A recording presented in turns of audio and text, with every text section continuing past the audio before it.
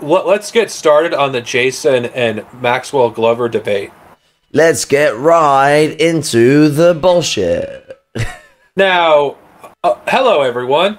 This is Darth Sinovia here, along with Stone and Falcone here. Hello.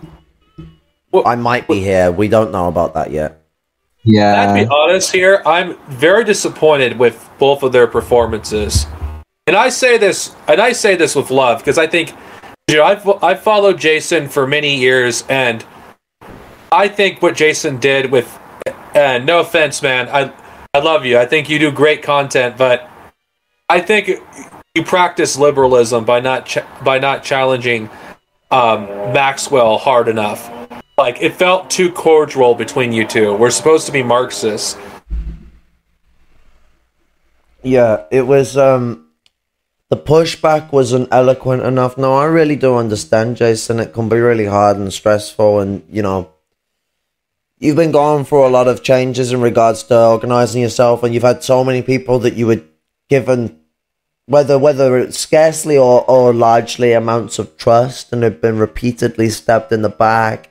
Have people do, infiltration like shit, all the crazy stuff like that all the time, like bringing back the rim type behaviors. And so you're going through a lot. You've had a lot of blasting at you, and it can be hard to place your feet. And, like the rest of us, Max is a loved brother. We've got a good relationship with the guy. It can be hard to go at it, but it is liberalism to let friendships and shit like that get in the way of making the right critique. So we must combat that, and we know that we can combat that. Jason, you are a great Maoist cadre, MLM Third World. You're the guy who showed me the light to Marxism and showed me how it works, properly. None of this social democrat lying bullshit. When I got to the real business was when I joined a party and was watching Jason Unruhe every day.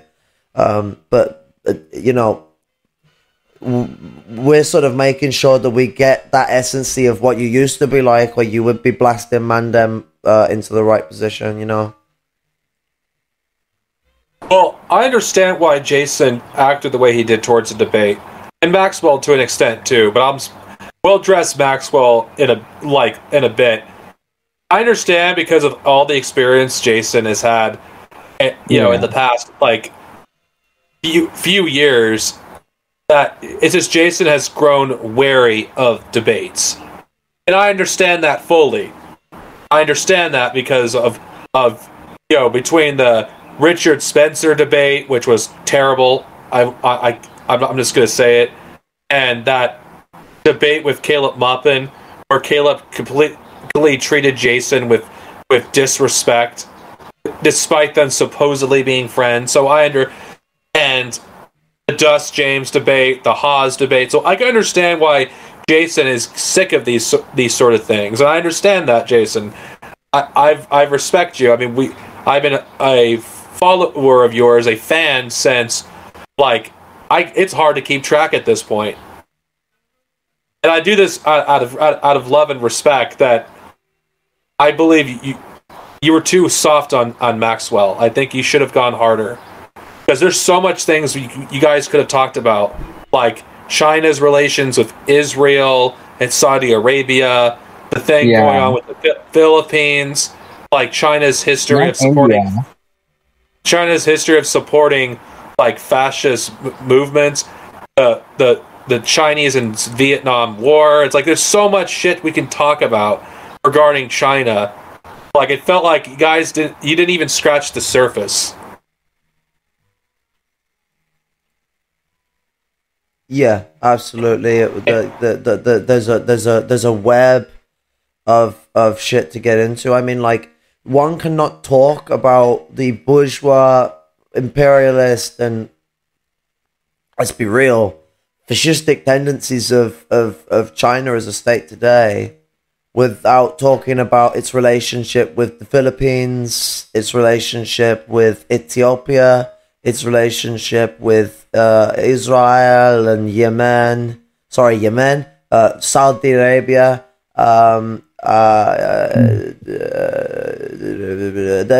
their destruction of the Nepal revolution and their crippling of the Nepal Maoists.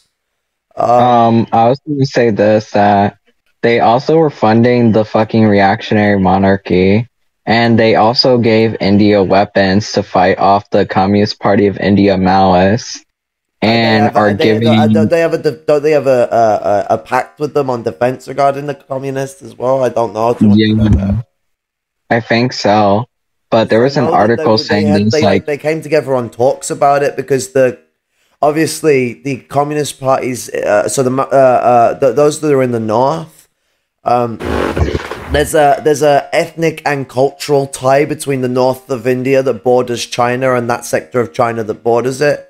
There's also land disputes to go with that. I mean, both nations are nations that are colonial structures that ought to be balkanized, but and will be in the revolution, I guarantee you. But because of that connection and that tie, China has an interest to prevent that revolution, not just on the basis of, well, India's a powerful superpower, we don't want to lose those profits, and we also don't want a communist country bordering, that's the Chinese mentality. That's why they constantly try and destroy everything they can around them, and they want to dominate, everything from Nepal to Korea. But the point I want to get at as well is that, it's also because what the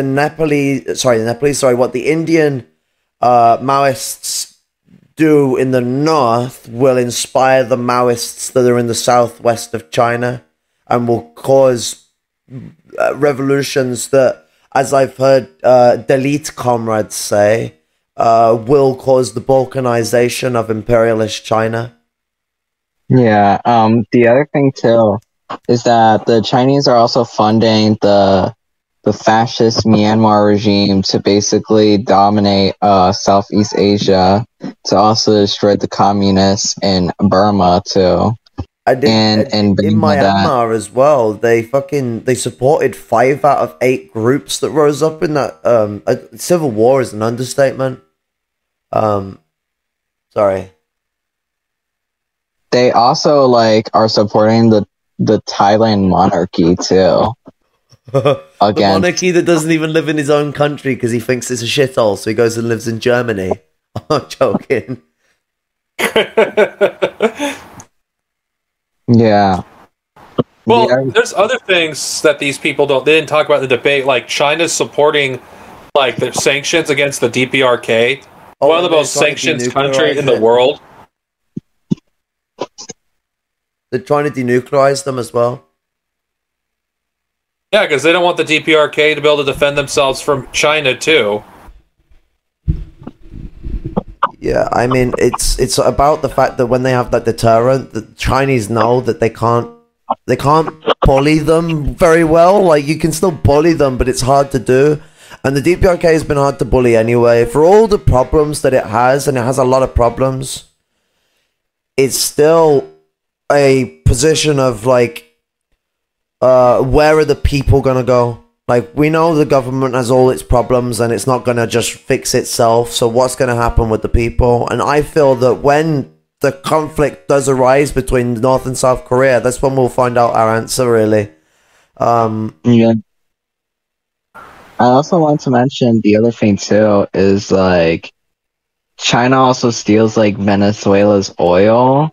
Oh yeah, when they how many super tankers did they rob off them when they told them that they would allow them to trade with them, and then they just seized them, saying it was sanctions? 3 super tankers.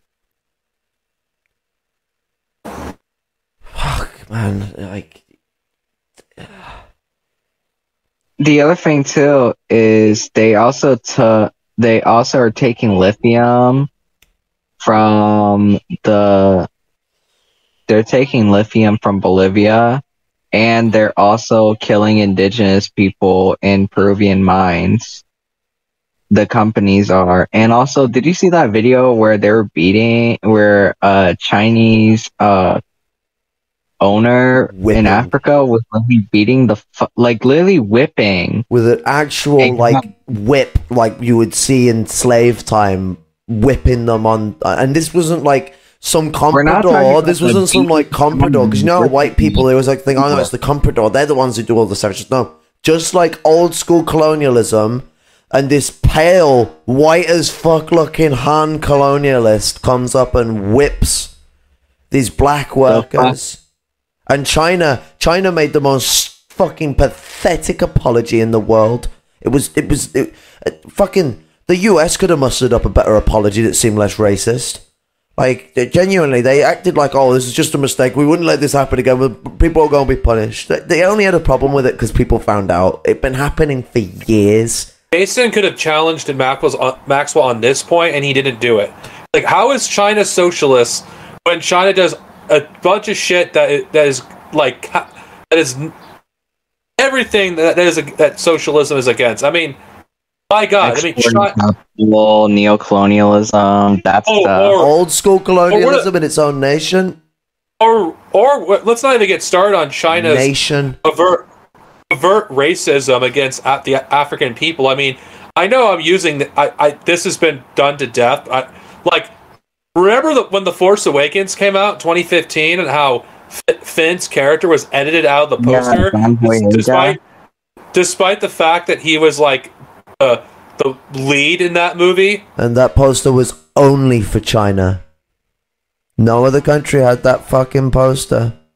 Not even Japan. Not even Japan. And Japan is known as the most xenophobic NATO nation.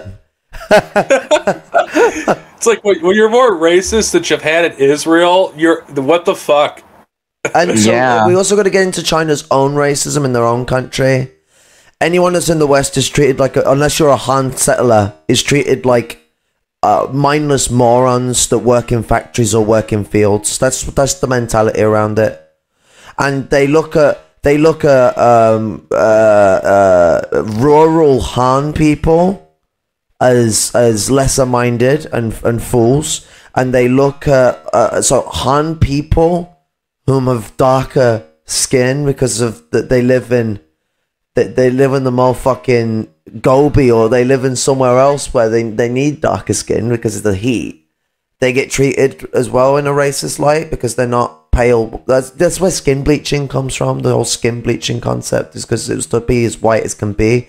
And that whiteness culture actually has some form of independent development from Western white culture, but comes from the same backgrounds. And then it was sort of the Anglo-Saxons then came along and they instilled their ideology onto it, and they got China basically hooked onto the British imperial ideology after the Opium Wars. And so people don't understand the dynamic. Britain didn't just take Hong Kong when they did the Opium Wars. Not only was Hong Kong the most important port to China at the time, other than maybe the one up near the capital, I can't remember the name. They had ports in Shanghai, which is one of their most important ones. That's basically Hong Kong's importance was its importance to the South China Sea. South China Sea. It was used to basically regulate trade and allow them to pump opium into China. Yeah. So it's one thing I would like to say. So the British made a neo-colony out of China based off Canada. That's what they were trying to do. And they actually used Canada to be the broker for a lot of this. Yeah, Britain did the war stuff. And that was before Canada got its independence. When Canada got its independence, the British turned around and changed the gears up. And they got Canada to be the broker for them. And they did this a lot. Britain didn't want to get involved in the Vietnam War, because they didn't see it as a war they'd win. They saw the French get kicked out and they didn't want that to happen. But they also didn't want to miss out on the possibility of a victory. So they sent the Australians. Yeah. The Queen can order any member of the 16 nations that she is sovereign as hegemon. She can order any of them to war. She wants to. Except Barbados. Except Barbados. Barbados, they cheat and they don't have a military. Oh, yeah. They can send Jamaica now. Well, the thing I like isn't Jamaica out there fucking Commonwealth now, though? Jamaica still has the Governor General, Oh, so they've not left the crown then? Okay, because what have nation was it? I movement. swear a nation left the Governor General recently. That was Barbados. Was it Barbados? Oh, okay. Yeah. Joe, when that happened, I had people tell me it was Jamaica. No, Jamaica is trying to do that currently. They've been trying to do that since fucking the British turned up. It's like I was watching this one video, and this is I think he's American, the guy, and he was visiting Jamaica, and he's showing him about, and he's like, he smokes some bud with him and all that, and then he gives him some sugar cane, tells him to eat it, and the guy eats it, and he's like, oh, this is lovely, this is, and he's like, yeah, that's what the British said, that's why they come here and grow so much of it. And then he takes him out to the bay, and he looks out in the bay, and he goes, I don't get you all with calling your world the first world. You live in despotic cities with no connection to the real beauty of this world and the real nature of the world. Out here in the third world is the first world, where we have the real beauty of reality. You guys are all in the third world with your despotic city culture that is completely alien to reality. It's like, yo, base, brother. Did you see what happened when Kate Middleton and Prince William came to Jamaica? Oh God. A huge crowd of protesters came to their plane where they were coming off of, and were telling them to leave. Get out of here. Give Jamaica its reparations that it so wholeheartedly deserves. Yeah, 400 years, motherfucker. Jamaica has always been so very conscious about its struggle against the British for so long. It's never stopped. Like, why do you think fucking they did everything they could to get rid of Bob Marley, and why there's so many people that think Bob Marley was assassinated? Because fucking Mandem died of cancer in his toe, for one. That just seems mad. But secondly, like, he was speaking some real motherfucking shit, like slavery, worker revolution, not just revolution. Seriously, listen to like live versions of Stand Up and Shout. He says something that really shows what he's on about. Get up in the morning, get up in the evening, and stand up for your rights. Whom might get up in the morning or get up in the evening, or in the day and in the night. There's worker people. They are the people who wake up in the morning. They're the people who wake up at the night because they work nights or they work days. They always are awake. There's always a worker awake. So you do get up in the morning or you get up in the evening, and you got to stand up, get up, and stand up for your right. Don't give up the fight. It's really Bob Marley was a revolutionary-minded person. I don't give a fuck what anyone says. Mandem just spoke through his spiritual understanding of the shit as a Rasta, and you know, he spoke to shit that was material. So I don't care if anyone's like, oh, well, he's speaking from a spiritual angle. He spoke about material things in his language, and you can really understand what's going there. And I genuinely, comrades should listen to Bob Marley, and they should listen to the music of his children, because they're fucking... You know what's kind of funny? My dad plays Bob Marley all the time, but never does anything Bob Marley talks about. He does the opposite. Because he probably only listens to it because Bob Marley smoked weed, so let's listen to some Bob Marley. No, he loves Jamaican music so much that he even went to fucking Jamaica then. No, but so stoners are like this though, Falcon. Like, stoners are weird. Like, they're all like, oh, I'm all about Jamaica, and they know nothing about it. Yep. Slavery and all that shit. I've got family that's Jamaican, and like, so I get really entwined when it comes to this. I just like to address Maxwell. My brother, I think you're a good guy, but your revisionism is preventing you from looking at China critically. And it's. Oh, I'm just gonna say this. I was in this boat about like over a year ago. This like China is socialist is a cope. It really is a cope. It's a coping. Cope and sleeve. All of it. Okay. Let's be honest here. Yes, do it as well. We're on the same way. Okay. Here's the thing. Regardless of the Soviet Union, was like revisionist and borderline fascist when it was dissolved in 1991. It doesn't change the fact that the Soviet Union doesn't exist, and basically going from the Soviet Union to China is a cope, because China, in fact, I'd argue, is even worse than the Soviet Union was when the Soviet Union was at its most imperialist. I mean, the things that China's doing now, the Soviet Union doesn't even come close. Yeah, not even close. Like, they were donating to the war on terror, and so they were sending people to Guantanamo Bay.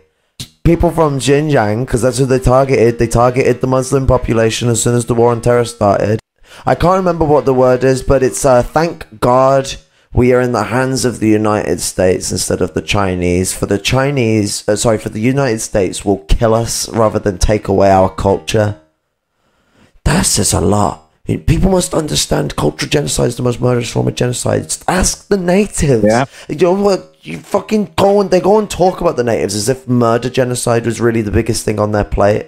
And it did. A lot of people died for it. I'm not undermining that. And my native brothers and sisters know I'm not. But white people, you've got to really cater to them, because it's them that you've got to tread on eggshells around in this discussion more than anything. Like, yikes. What really crushed the native people and hits them the hardest is the cultural genocide for two reasons. A, it genocided more people. And B, because it did that, there are so many people in society who exist whom are native and are not classified as native in the population count. You know, when they go on about, this many million pure native, where they're doing that shit where they're like sectioning them, and then like I think it's like 4 or 5 million or more than that is what's the mestizos is the colonial term. I'm sorry for using that. I'm just going to use that to make it easier. I do really apologize. But they actually miss out a lot of people who would also be classified in the colonial context of mestizos because of them being whiteified to the point where a lot of these people don't even know they have native heritage. Like, think about what happens with a lot of people in the like natives in regions like California, Washington, New York, West Virginia, North and South Dakota. In those regions where they managed to either in North and South Dakota is a different situation. I'm not going to get in that because it's kind of isolated. But with the other ones I mentioned, they get affected by the coastal culture. And coastal culture, it crushes native people entirely. Like California looks like the nicey state to Republicans because they're fucking morons. Sorry for being insultative to people, but at the end of the day, Republicans aren't working class. Like when I say Republican, I'm on about a Republican, not someone who might vote Republican. A Republican is middle class, and they're morons. They'll see California as the pushy state. No, it's an abusive state, especially to black people and native people. And this, that's just the way, so that in those areas, cultural genocide is very extensive there. When we get what about to the Hawaiians? Sorry, go on. Oh yeah, the Hawaiians is a bit different. So like their like language is almost extinct. Only 30,000 people that exist in the country can currently speak Hawaiian, and it's illegal to speak that language. Yeah, and majority of the population don't have any land because they're basically homeless. A good chunk of the Hawaiians, they either a lot of them have to actually leave the state because they can't afford to live there. So you have a lot of people that are displaced too. So America, you have a lot of Americans that probably do have indigenous heritage that may not be aware of it, because I've been told by various family members that I'm going by my immediate family members, like my siblings, that through my grandmother's side on my mom's side, that there's a chance we could have some indigenous ancestry. I don't know if I believe that, but I'm not going to throw out the possibility because I'm not Elizabeth Warren. I'm going to use I refuse to do that. She cooks the food. She knows their recipes, so it was obviously going to be true. But even if it is true, you're correct. indigenous population is bigger than what's actually officially reported. Yes, and the numbers themselves are even skewed because it does not account for the amount of people who have been living lumpen for the whole of their life. Trailer park, on-res, not document houses. They've not got any documentation at all in a lot of cases. The front, because it's a mass, the indigenous have the largest percent of their population out of anyone in the nation in the lumpen proletariat. That is a fact. And so, while there are more people in the lumpen proletariat who are African, that is just number of people. The actual consciousness of the population, when you're looking at it, it's about 17%, I think, for African who are in the lower class in extreme poverty. It's 24% for the natives.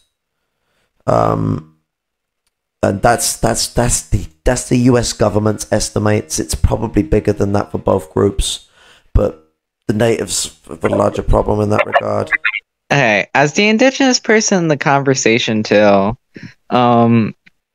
basically the population estimates the United States also does is full of shit, because I will use the Caribbean as an example, the Taino people, where in 1802, they said all 200 Tainos went extinct and said there were only about 200 of them fucking left, when that turned out to be a bunch of fucking bullshit.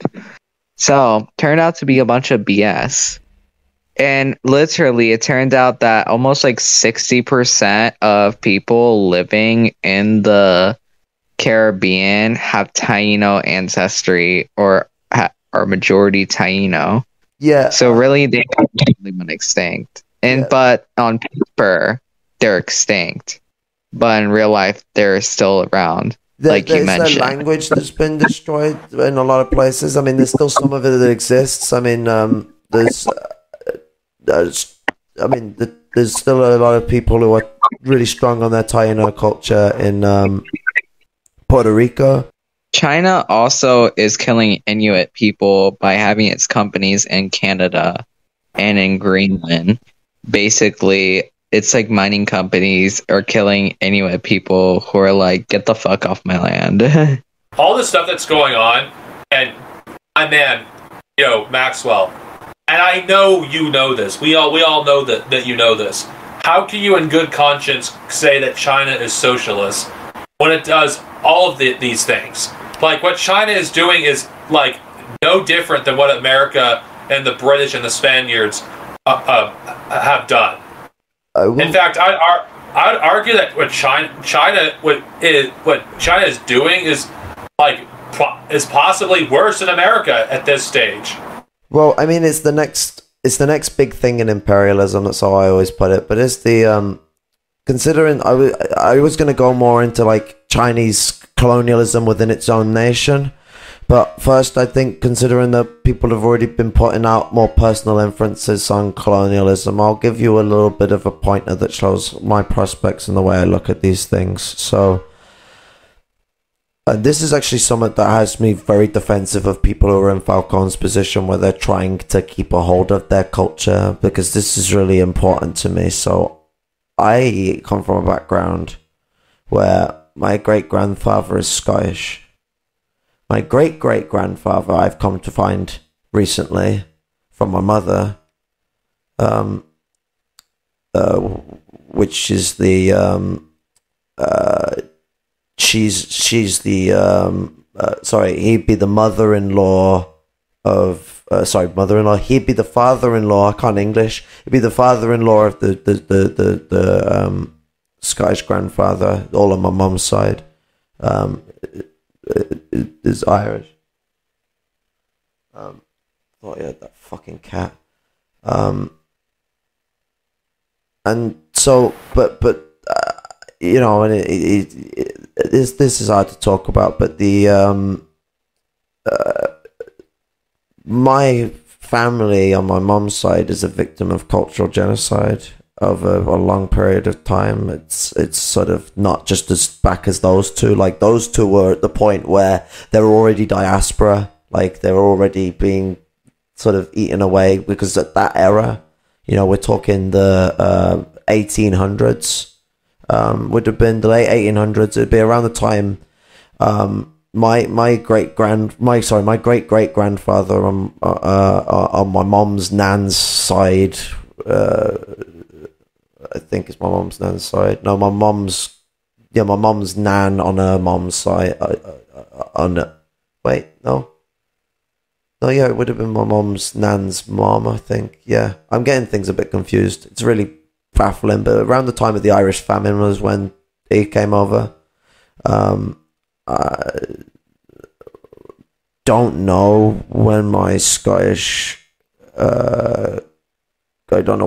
grandfather got down there, but I do believe I looked into the history of it, and I do believe it's from I can't remember, but I do believe it's from Glasgow. Was where my family and the Scottish side came from, and northeast riding of Ireland. I don't know the counties properly because I can't fucking remember, but my mom's surnames are quite a common surname amongst Irish people since the mid 1800s, but that actual surname comes from Scotland, which is interesting. The Irish surname has nothing to do with it, so I actually found that quite funny. The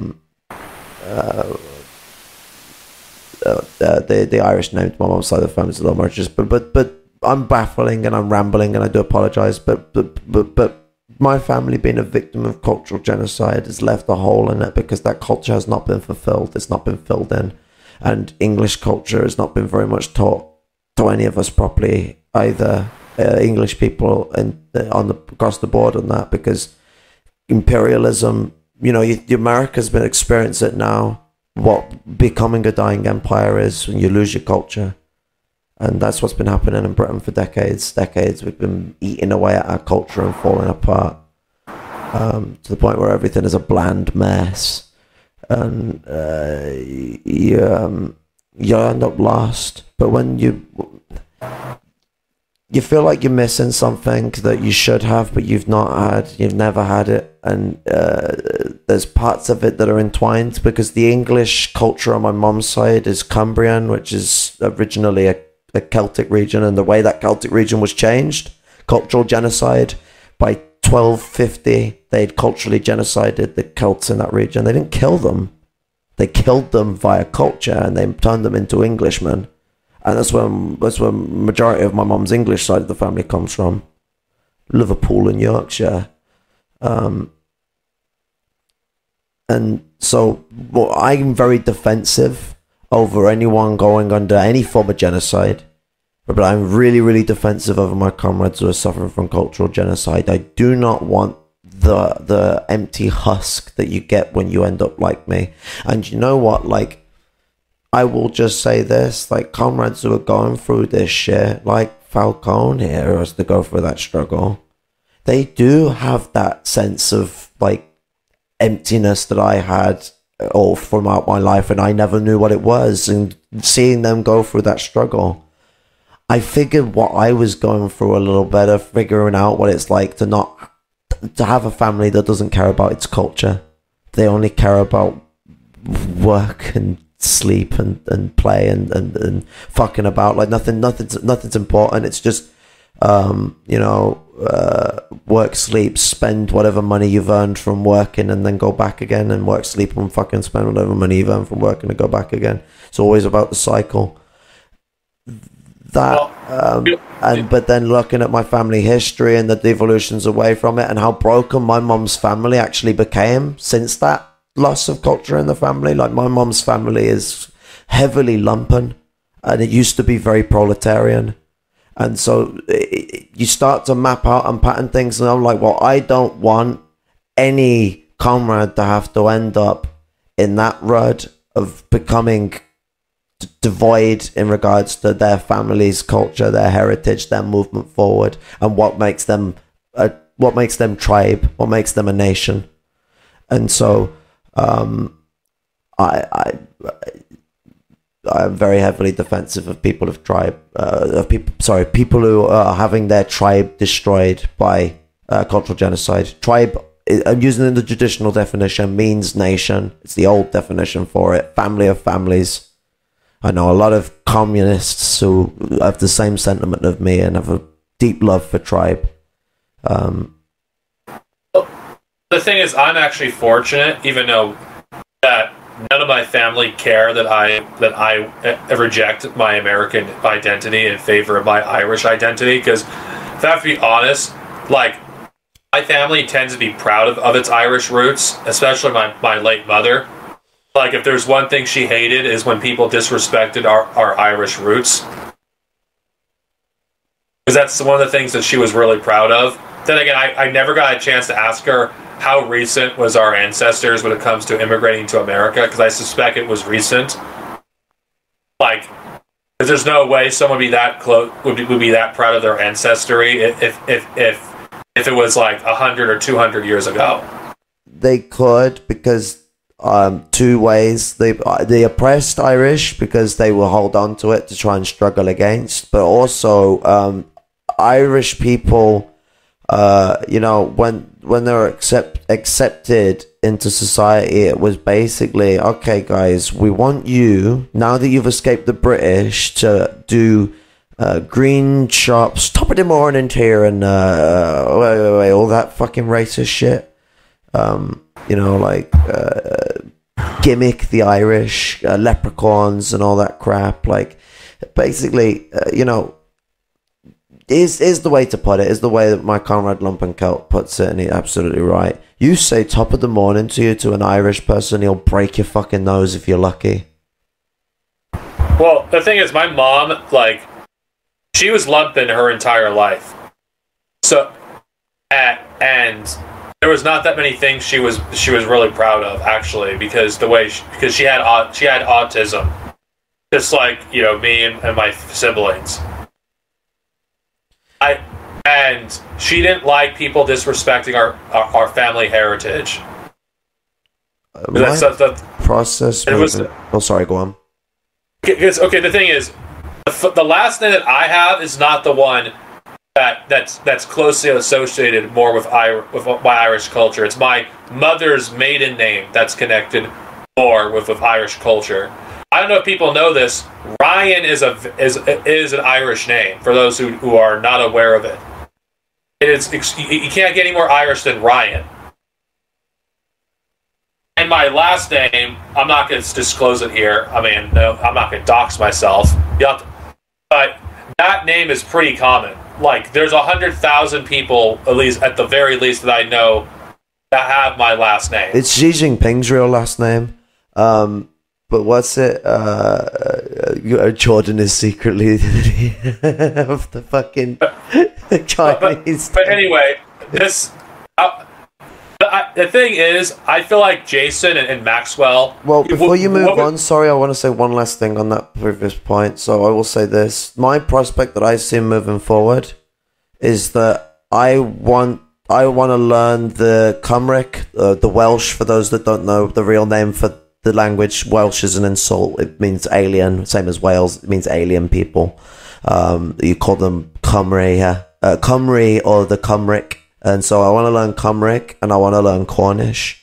Of course, the Cymric heritage is a little further away from me than my Irish ancestry or my Scottish ancestry. That is correct. But they are under greater threat. And the Cumbrian ancestry that was genocided, its language was genocided by 1250.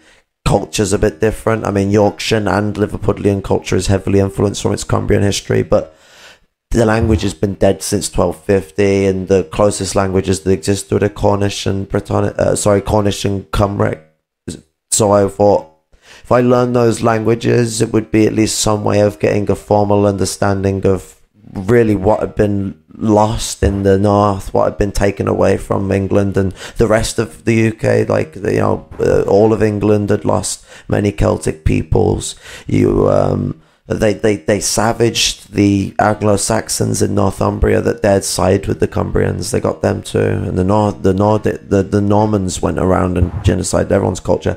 But, you know, it's really looking at what's been lost and what needs to be defended, because Irish and Scottish Gaelic is not gonna fucking die. They're gonna fucking stand tall. They're being protected. They're being protected by the Irish socialist struggle and the Scottish socialist struggle, but the Scottish socialist Republicans, the Irish socialist Republicans, but Cymru and Cornwall has been left behind, even by, to some degree, not entirely, but a lot of groups in the Irish and the Scottish struggle have left Cymru and Cornwall behind in certain situations, because there are a lot of people who seem to treat like Cymru and Cornwall like they're the English when they're not.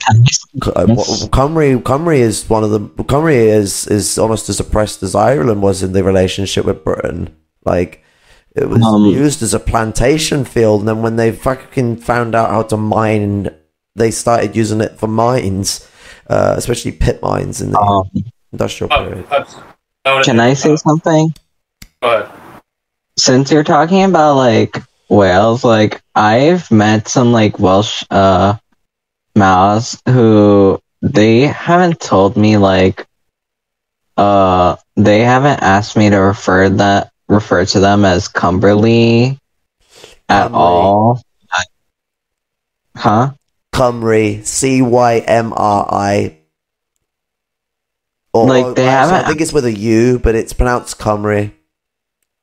Yeah, they haven't asked me to basically refer to them as that. But I don't know. It's a racist term to call it Wales. It's from the British or the English. But means the other foreign. thing too is like they also called the language Welsh, and it's like, really? It's kind of not. Like, that's like not really like how they call the language, but it's like so weird too. You got to remember, a lot of people who are Cymric are literally like, they're either people who have had the genocide they've been culturally genocided, and they come from Cymric background but they don't have the language and they don't have much connection to the culture, or they have bits of the language, and like, but you also have a mass amount of English people living there. Like, a lot of people who are in Cymru, especially in places like Cardiff, are just fucking English people. Some people there, like I know, and from stories I've learned, like they mostly speak their native language and can't speak any English really. But they can understand English, they just can't speak any of it. And this is even in the city areas. Like, I learned about this British Karen who was like asking this old man from Cymru to speak English, is like telling them to speak English, and then in his native language he's like, who is this bitch talking to? And she's going off a crazy rant saying, this is Wales, we speak English here.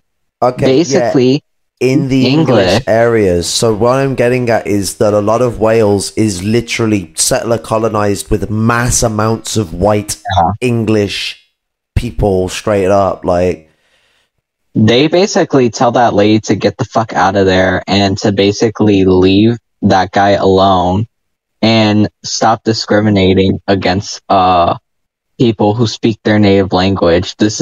We don't speak English here. English is a second language to us. Yeah, they've been trying to get this pushed through. So the British Parliament basically stops them from enforcing this as well as they could. They want to be.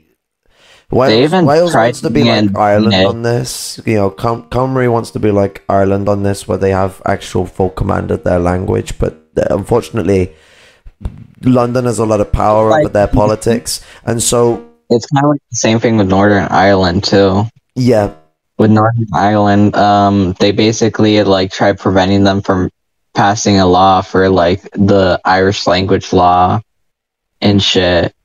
And also in their own assembly, in the assembly in Cumberland, is like they try preventing them from passing that law too, because one, they have two unionist parties that dominate the whole assembly. So basically, the nationalists in the assembly, who only have 13 seats, try passing that law, but fail every time because of Labor and the Conservative Party basically just blocking it. They have more dominance than the SNP and then Sinn Féin have of Northern Ireland, occupied Ireland and Scotland. You don't want to trust the SNP. Like, Scotland needs to break away, but the SNP will fucking doom them. A, into the EU. Yeah. B, like into a monarchy, which they've been debating. And thirdly, they also will allow British capital to still dominate them, just like the Irish Free State does. Can I say this? When I meant by like Scotland, like I forgot to differentiate. Like I didn't say, like didn't mean like they're both occupied. I mean like basically how like the Nationalist Party is like. That. I'm just not about how the SNP are fucking dodgy bastards. Yeah, and basically in like Cumbria and in Cornwall, they can't even do that because in Cornwall, they have no assembly. They have dominance in municipalities, the nationalists. Well, you see, Cornwall is not... So Cornwall by the British government is not recognised as a separate people from the English.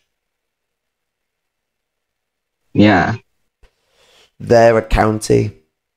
Like anywhere like Staffordshire or something. That's what, like Cornwall's a big old place at the bottom of the country. It's where Land's End is. It's beautiful down there. And they make a cracking fish and chips, though. You're so far south, you don't want to get the gravy. It's going to be piss thin. Gravy gets thicker the more north you go. And so you want to get like that nice, like, you want to get a nice thick gravy. I mean, my gravy is almost cuttable. But Cornwall's really a heartbreaking struggle because like their language is really being crushed. But I do want to say something on Wales. Sorry, Cymru. Before I do it all the time. I make the mistake. But Cymru, I would like to mention that. The areas that are not dominated by English capital and haven't been forced to be mining towns, or the ones that were once mining towns that have been abandoned, there are a lot of people that, the ones that will just speak their own language and don't know other people's language, and God bless to them that they're speaking their own language. It's a hard thing to get going in the fucking British system because they keep trying to suppress that shit. Two, like the other people aren't going to want to not speak their language. They're going to know English, but why the fuck do they want to cater to the... So here's the thing. A lot of English people go around Wales for their holidays, and they go around and they go on holiday there, and they wonder why everyone fucking hates them.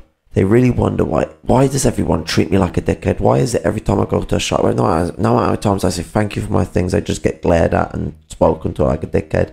I get my items slammed around. I get thought of as a prick. I get stared at by every posse or group that walks past you. It's because you're fucking English. That's what it is. And you're going around there on your little holidays abusing their country when they already have the other sectors of their country abused. Like, yeah. So there's a lot of these areas that the Cymric people that are speaking their own language, that are living their own life, they're really run down and left behind. The only things that are looked after are the holiday event places, and these people are left in slum ass living. It's the same in a lot of places, like Skegness is like an interesting one because you have like a really, really upper class area where my other uncle lives, who's he went from being a trailer trash guy, like he got kicked out long before my dad was even old enough to, like my dad was like 7 or 8 when he got kicked out. And he became trailer trash, and all of a sudden now he's someone who sells houses to people. He's a housing agent, and he's like the owner of the fucking company or some shit, and fucking another millionaire, I do believe. So like, there's 2 capitalists in my family that have done fuck all to ever help me out in my life. Yeah. No surprise there. That motherfucker. So he lives near Skegness. You got this whole like upper class sector right near the beach, and then you literally you have like a couple of blocks of these upper class like cut off areas when you go away from it, and once you've walked about 30, maybe 40 minutes away from the beach, in like as if you're walking with the sea to your back, you end up in these areas that are massively run down. I'm talking about an English region now. I'm not even talking about like Cymru. So you got to think about how more extensive it is to Cymru, and a lot of its holiday areas that are distinctly Cymru. And that's, it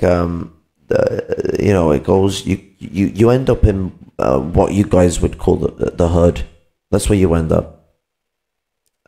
We tend to still, I guess ghetto also suits well, because we use the word ghetto, but you guys would call it the hood. We call it ends.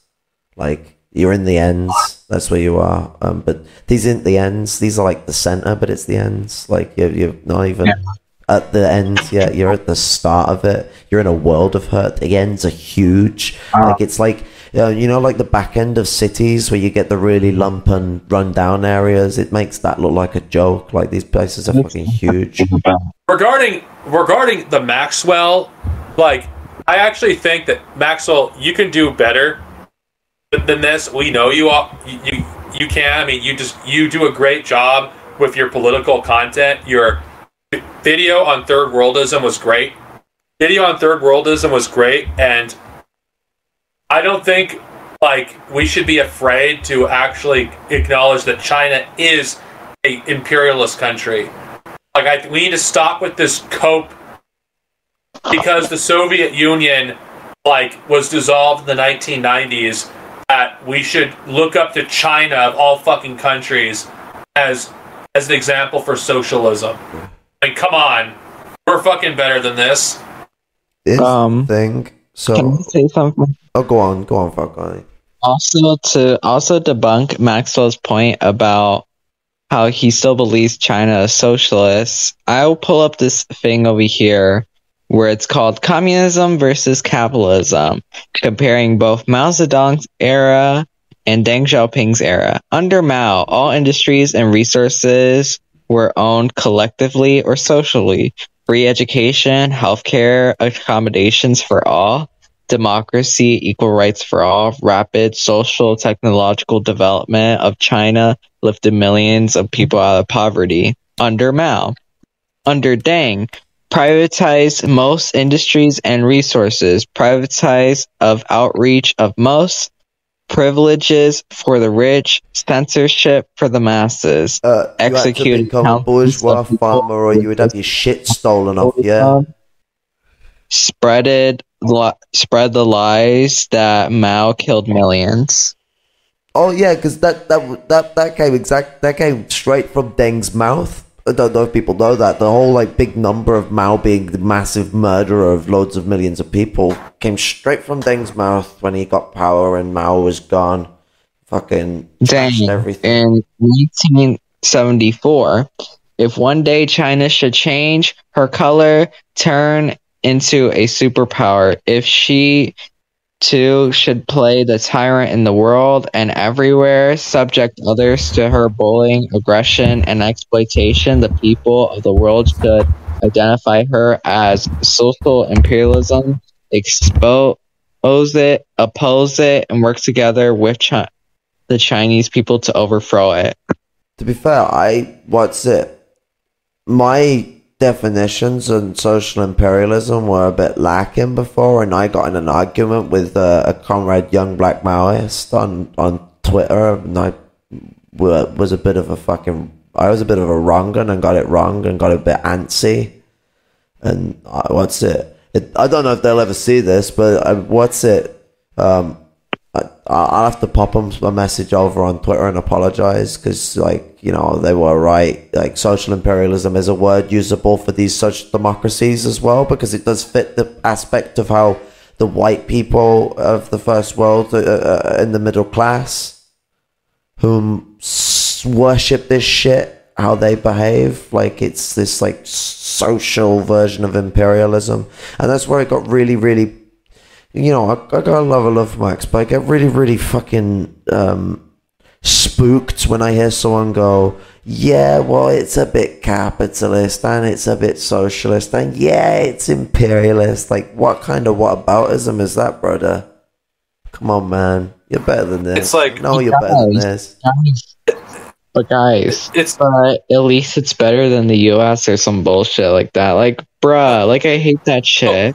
Okay, here's the thing. Evilism. Even if it's true, let's just play devil's advocate for a second. It doesn't mean we should fucking consider China socialist or defend fucking China. Every goddamn thing it does. That sounds like fascism when people say it's a bit socialist and it's a bit capitalist. It just to me, I don't care if America is worse, because it doesn't take courage to criticize America. Anybody who was worse than America when America was rising? The British. What America used to always go on about. The British, they're abusing the Indians. We should have control over India. It's the same business. It's like, okay, let's be honest here. Who was even worse than the British? The Spanish. Yeah, they came before the British. Like, you fucking ride on like Falcon's dropping the hardcore shit, because I mean, Falcon. I remember. You were the one that taught me about what the Spanish. They were the first people to really go hard at the natives. One of the things they first did is they went and used black people as foot soldiers. And used them to attack native people, and that's actually where you got two interactions. You got the black people that stormed on and actually went and fucking massacred people, and then you had runaways who went and joined native tribes and became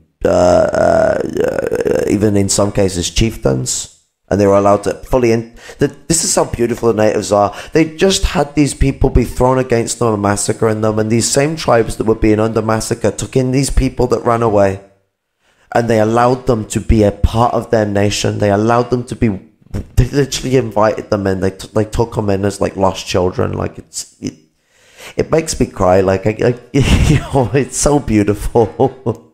Minus the part where you had the supposed 3 out of the 5 civilized tribes enslaved black people back in the United States during the Civil War because their economy depended on it. They used it as basically a way to help their own economy during the Civil War. So they sided with the Confederate States to basically help save their economy, because their economy was kind of also a slave-reliant economy, because that was kind of the only thing they could trade until the legalization of gambling in the reservations that they were given. And so, capitalism has developed over time, and imperialism has gained its functions as it's moved forward. But I mean, we got to really look at Kwame Nkrumah on this, and so what Kwame Nkrumah came towards with neocolonialism is, of course, capitalism has changed up its paces. It's taken a new form. Of course, but is it different to the old form? No, not really. What it does is it evolves and it changes. And do you think that there's much of a difference between working people for so little that they can't even live and slavery? Because really think about look at New Africans, for example. Kwame Ture said this. So, when they supposedly ended slavery, actually, all they did was turned around and change the dynamic slightly. Now you worked at a company for a company that paid you in vouchers, not money, vouchers that you use at the store, and they would pay you these vouchers that's worth money, but it's not farm money, and they pay you not enough to live. And they go, nah, don't worry about it. I'll let you run a tab. You take whatever you want, you can run a tab, but you got to pay it back. And so they let them run a tab, but maybe it even has interest on it. They let them run a tab, and they get themselves in debt all the time, in amount in debt that they can't pay off because they're getting paid less than they need to survive. That's the gimmick. They're slaves. They literally don't get money because they're getting paid less than they need to survive. So they're already giving it all to the company store. And this is what China take more for the company store. And so when these people are getting paid fuck all to work in factories like slaves, that is a very similar dynamic. When you have the rise of things like, the poverty of children working in factories, or the poverty of people who are being worked in factories for so many hours they're killing themselves. This is exactly what China. And so one thing I just want to get to when I'm finishing this point is that with China, why it's such a hard dynamic to look at it like this, especially for people in your class position, Maxwell, is because China has an extensive social democracy. Do you know how that social democracy doesn't exist for the working class? That social democracy is for aristocrats. Do you know what's interesting? When you hear all these people who are proletarians going on about China, these white people who have gone over there, they're teachers, they're media presenters. Oh, that's not fucking proletarian. What are you on about? So, you're not hearing from proletarians tell you how great China is. You're hearing from people who have got petty bourgeois degrees who have gone over to live into China, which is not a cheap thing to do. I'll tell you that. It's not a walk in the park. You don't it's not cheap to move house in your own country, more than move house all the way over to fucking China and be able to know another language to live there. Like Chinese languages, which there are many. There's 56 different nations in China.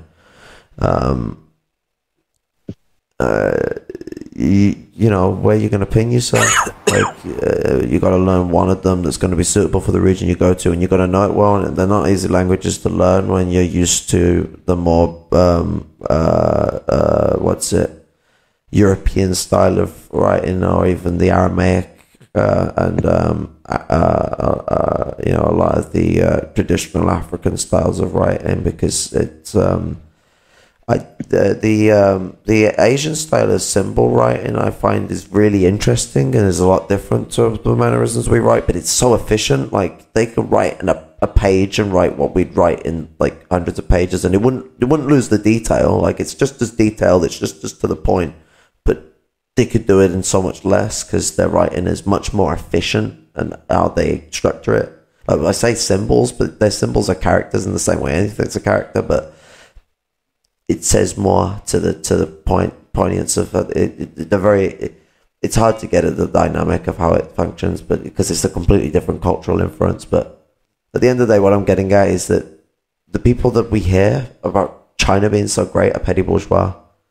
And then every time I hear someone pull up an actual Chinese person, it's someone from the USA or Canada. And I'm not discrediting that. I know good anti-Dengists who are against what China is today, were from Canada.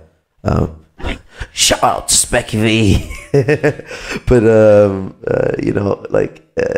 when you're hearing all these pat socks, it's always from these Dengists who are over middle class Americans or middle class Chinese Americans. And it's okay, what's going on here? Seems like a bit of a ruse. Same as when they when they show me a video and they're like, oh yeah, this shows that China is not imperialized in Africa. It's actually a mutually beneficial relationship, and it's showing this guy turning around, and he's not using any Marxian terms or anything, but he's defining the relationship between them and China, and he's a politician from Africa, and he literally turns around and defines an imperialist relationship from a comprador perspective. I need to find where I was linked the video to show you guys at some point, because you'll laugh.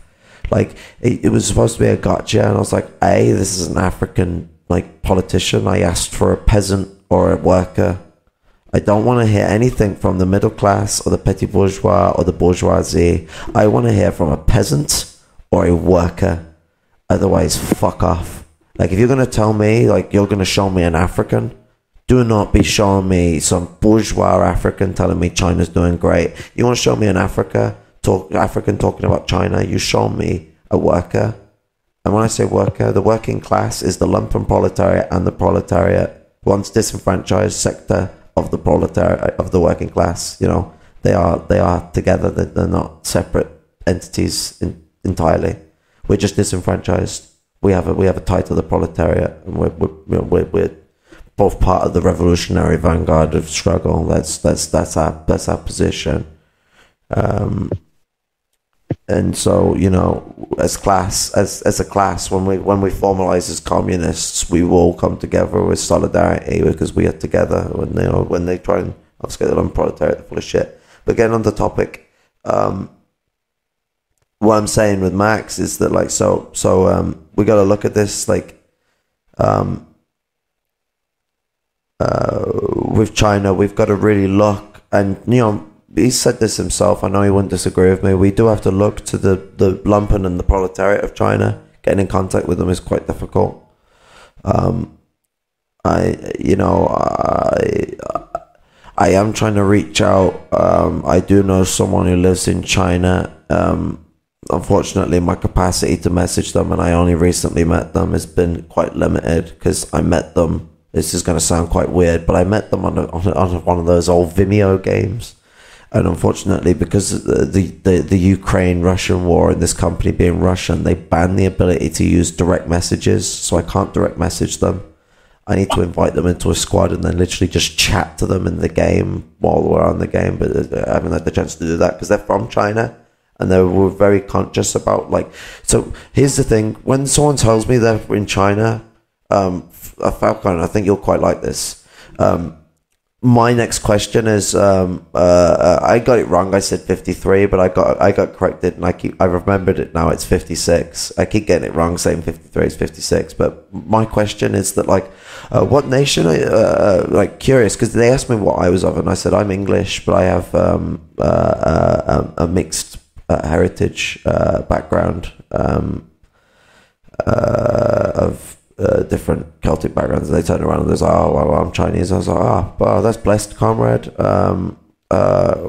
Which of the many great nations of China are you, comrade? As if I remember correctly, there's 53, and this is how I know this guy's going to be a decent comrade, because they turned around and very lovingly said, "No, comrade, there's 56." They always said "my comrade," like they always said in a very expressive mannerism. It was really interesting engagement, and quite out of the blue.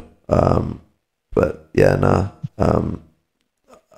Chance I get to speak to them again, I might see what I can do with them, because one of the things I turned around to them and said, I told them what my YouTube channel is, and I said, you know, if you ever want to come on and then there'll be a voice for someone from China, because it'd be great too, that would be good, but I haven't been able to directly speak with them since, so I do want to push these things, and it would be good to get this. And I don't know what their class position is, but it would be interesting. They're probably middle class, but it would be interesting to see what connections they have to different groups and what their commitments are as a communist. You know, I don't just cut someone off because they're middle class. I see what their game is. You know, are they committed to the people, or are they enemies of the people? And then I go from there. The thing I was going to say earlier, until there was a long tangent, which I do think it's relevant, is it is one thing. Let's be honest here. Everybody and their mom knows America is a fascist country that is borderline Hitlerite. We all know this. We can all acknowledge this, correct? It's a Hitlerite fascist dictatorship. Yes. Okay, if we're going to do the same for America, why can't we criticize China for being an obviously fascist country? I mean, yeah, it does. Mao I mean, Hitlerite fascist state. I mean, seriously. I mean, it doesn't take courage to actually support China. It's cowardice, pure cowardice. we're supposed to have higher standards than liberals and conservatives, whatever. We're communist. Like, we shouldn't be simping for a country that's doing literal genocide against its own people, genocide against, like, the Uyghurs, supporting genocidal regimes like Saudi Arabia and Israel, supporting fascist countries like against communists. Yeah, like Peru and the Philippines. Peru, Philippines, India, Bangladesh, Myanmar, Nepal. Shit, I can go on and on. And we should hold them to a higher standard. They support sanctions against the DPRK. They sanctioned it, literally. It's like, what the fuck? Basically, Like, guys, they're making the DPRK into its neo-colony. They already are colonizing Laos by taking over its power system. They completely took over its power system entirely. and here's the thing: we're not a bunch of fucking Republicans or liberals when we fucking say that China is a fascist fucking imperialist power, because there's evidence to back it up. There's literal fascists that love China. Fucking Cultural Thug on multiple occasions praised China. Yeah. It's like, this should cause some alarm. Of course, I'm not really just addressing Maxwell here. I'm addressing people that are like in the middle, like he is. If you have fascists that literally praise what China is doing and its economy, you should reevaluate how you look at China, because you shouldn't be supporting the same countries that fascists support. And I know we're like the straw man that we're gonna inevitably get from the maupin cult. Like, I will not denounce any anti-imperialist country. There is no anti-imperialism for China. I mean, there's no such thing as an anti-imperialist country at this point. There are no anti-imperialist countries. They're just bootlickers. Oh well, there are technically. Sorry, not anti-imperialist countries. Sorry, I'm getting confused with anti-imperialist movements. Sorry, my yeah. I nearly did the big oopsie. The bootlickers and the imperialists. Well, okay, actually, China. do you know what? No, I would argue that. I'd argue that I would agree that there's some bootlicking that's happening, but you could still argue that the DPRK has been anti-imperialist. It's just started to bootlick the Russians, which has really put me on the edge of my seat. See where they go with it. Like, continuing with my point is, like, really, China is the imperialist in the world of imperialists and bootlickers in the global scale, like talking country. It's like we're in 1910. It's like people read Imperialism, the Highest Stage of Capitalism by Lenin.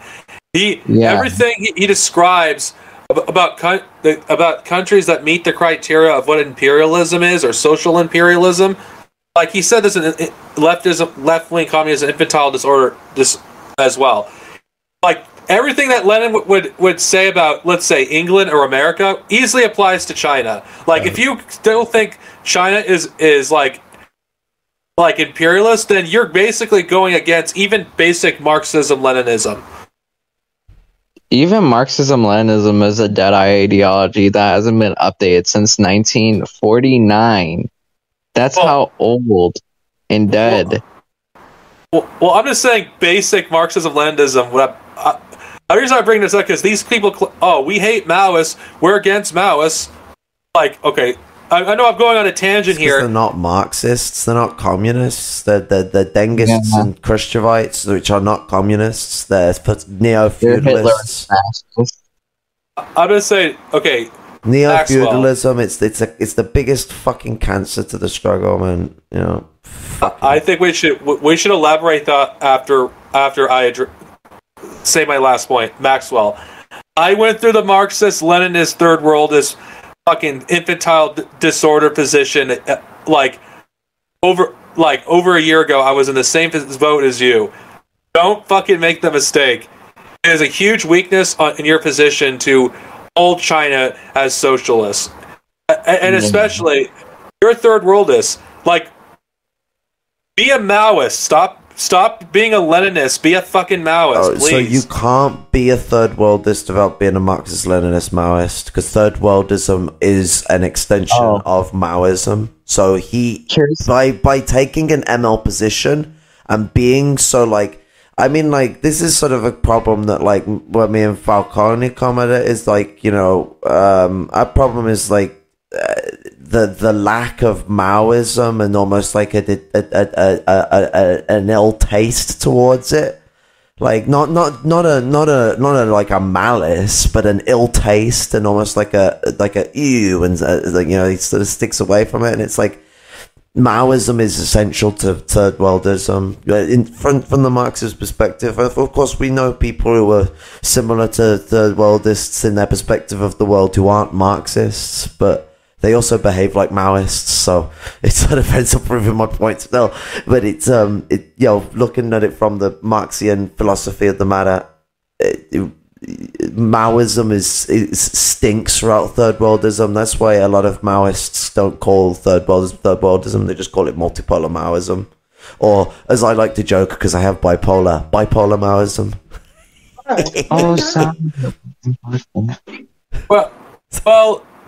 Well, that's the last thing that, you know, I would say, Jason.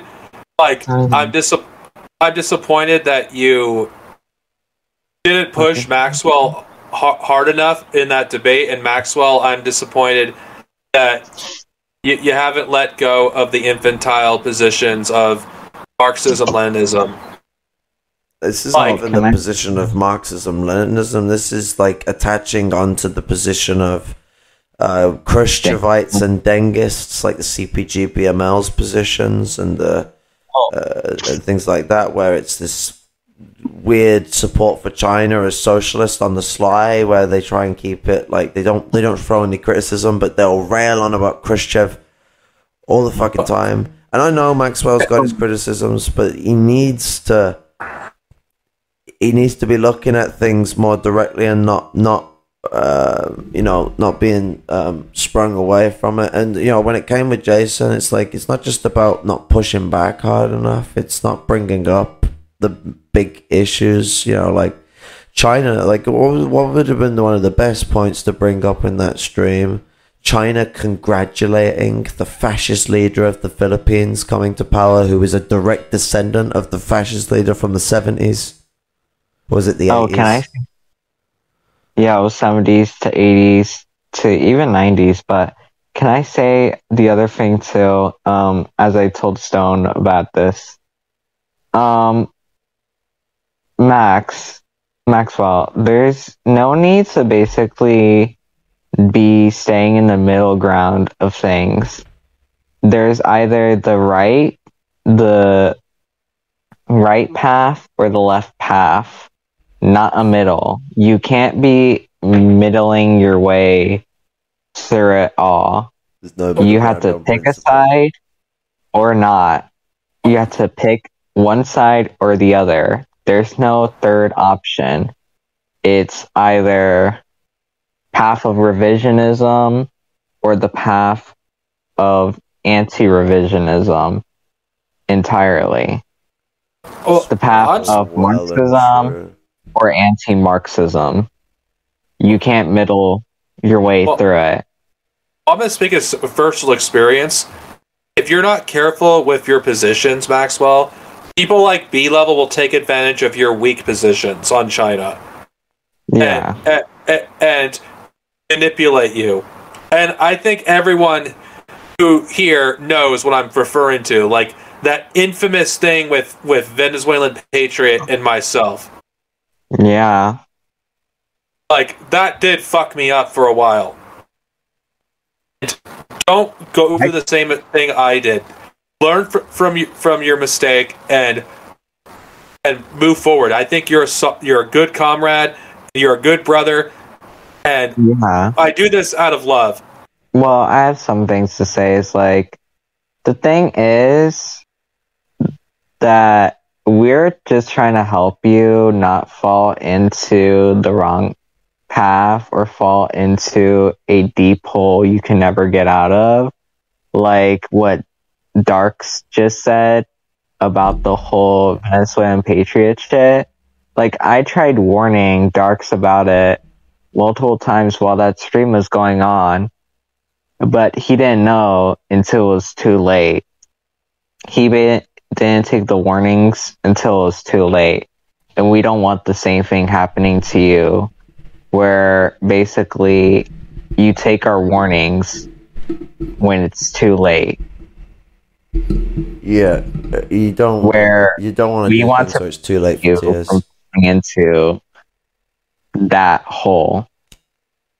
That's all I have to say. But you are a great comrade, and you kind of help. You really help a lot with basically our discussions and basically strategy about a lot of things. And your input is really appreciated a lot in the group and in the collective. That's all I had to say. This is just only criticism, and this is just basically helping you self-criticize in the future and basically learning from from your mistakes. So that's all I have to say. Mess. I don't know what you want to say something? Yeah, so my cigarette's playing up as well.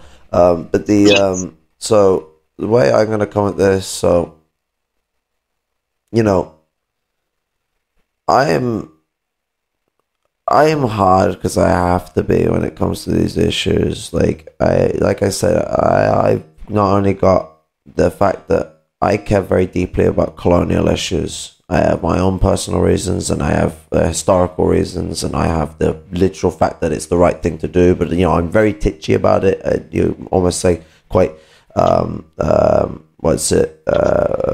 aggressive about it. Whoa, Caleb, scary. And I'm using the modern definition of aggressive, not the more traditional, more correct version, where aggressive was typically just to an aggressor. But nonetheless, I'm not very. I don't take it very lightly. Also, China was once the light of the world when it came to revolution. Like, there was not really a more inspiring. I'm flicking like hot ash into a bin. Don't worry. There was never a point in time where the revolution was so like. There was so much faith in the revolution around the world, and but when Mao was pumping along and Maoism was on the rise in third world nations, and you had this you had the cultural revolution. That shit was the biggest thing in Marxism, and it is the last thing that Marxism has really developed.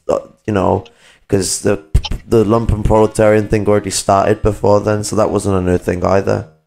So Mao was actually the guy who started the lumpen proletarian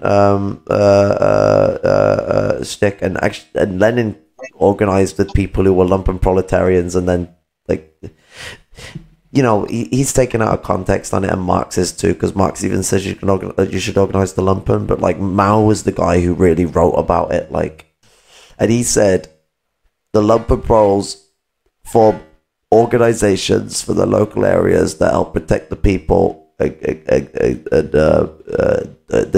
do good things for the community, but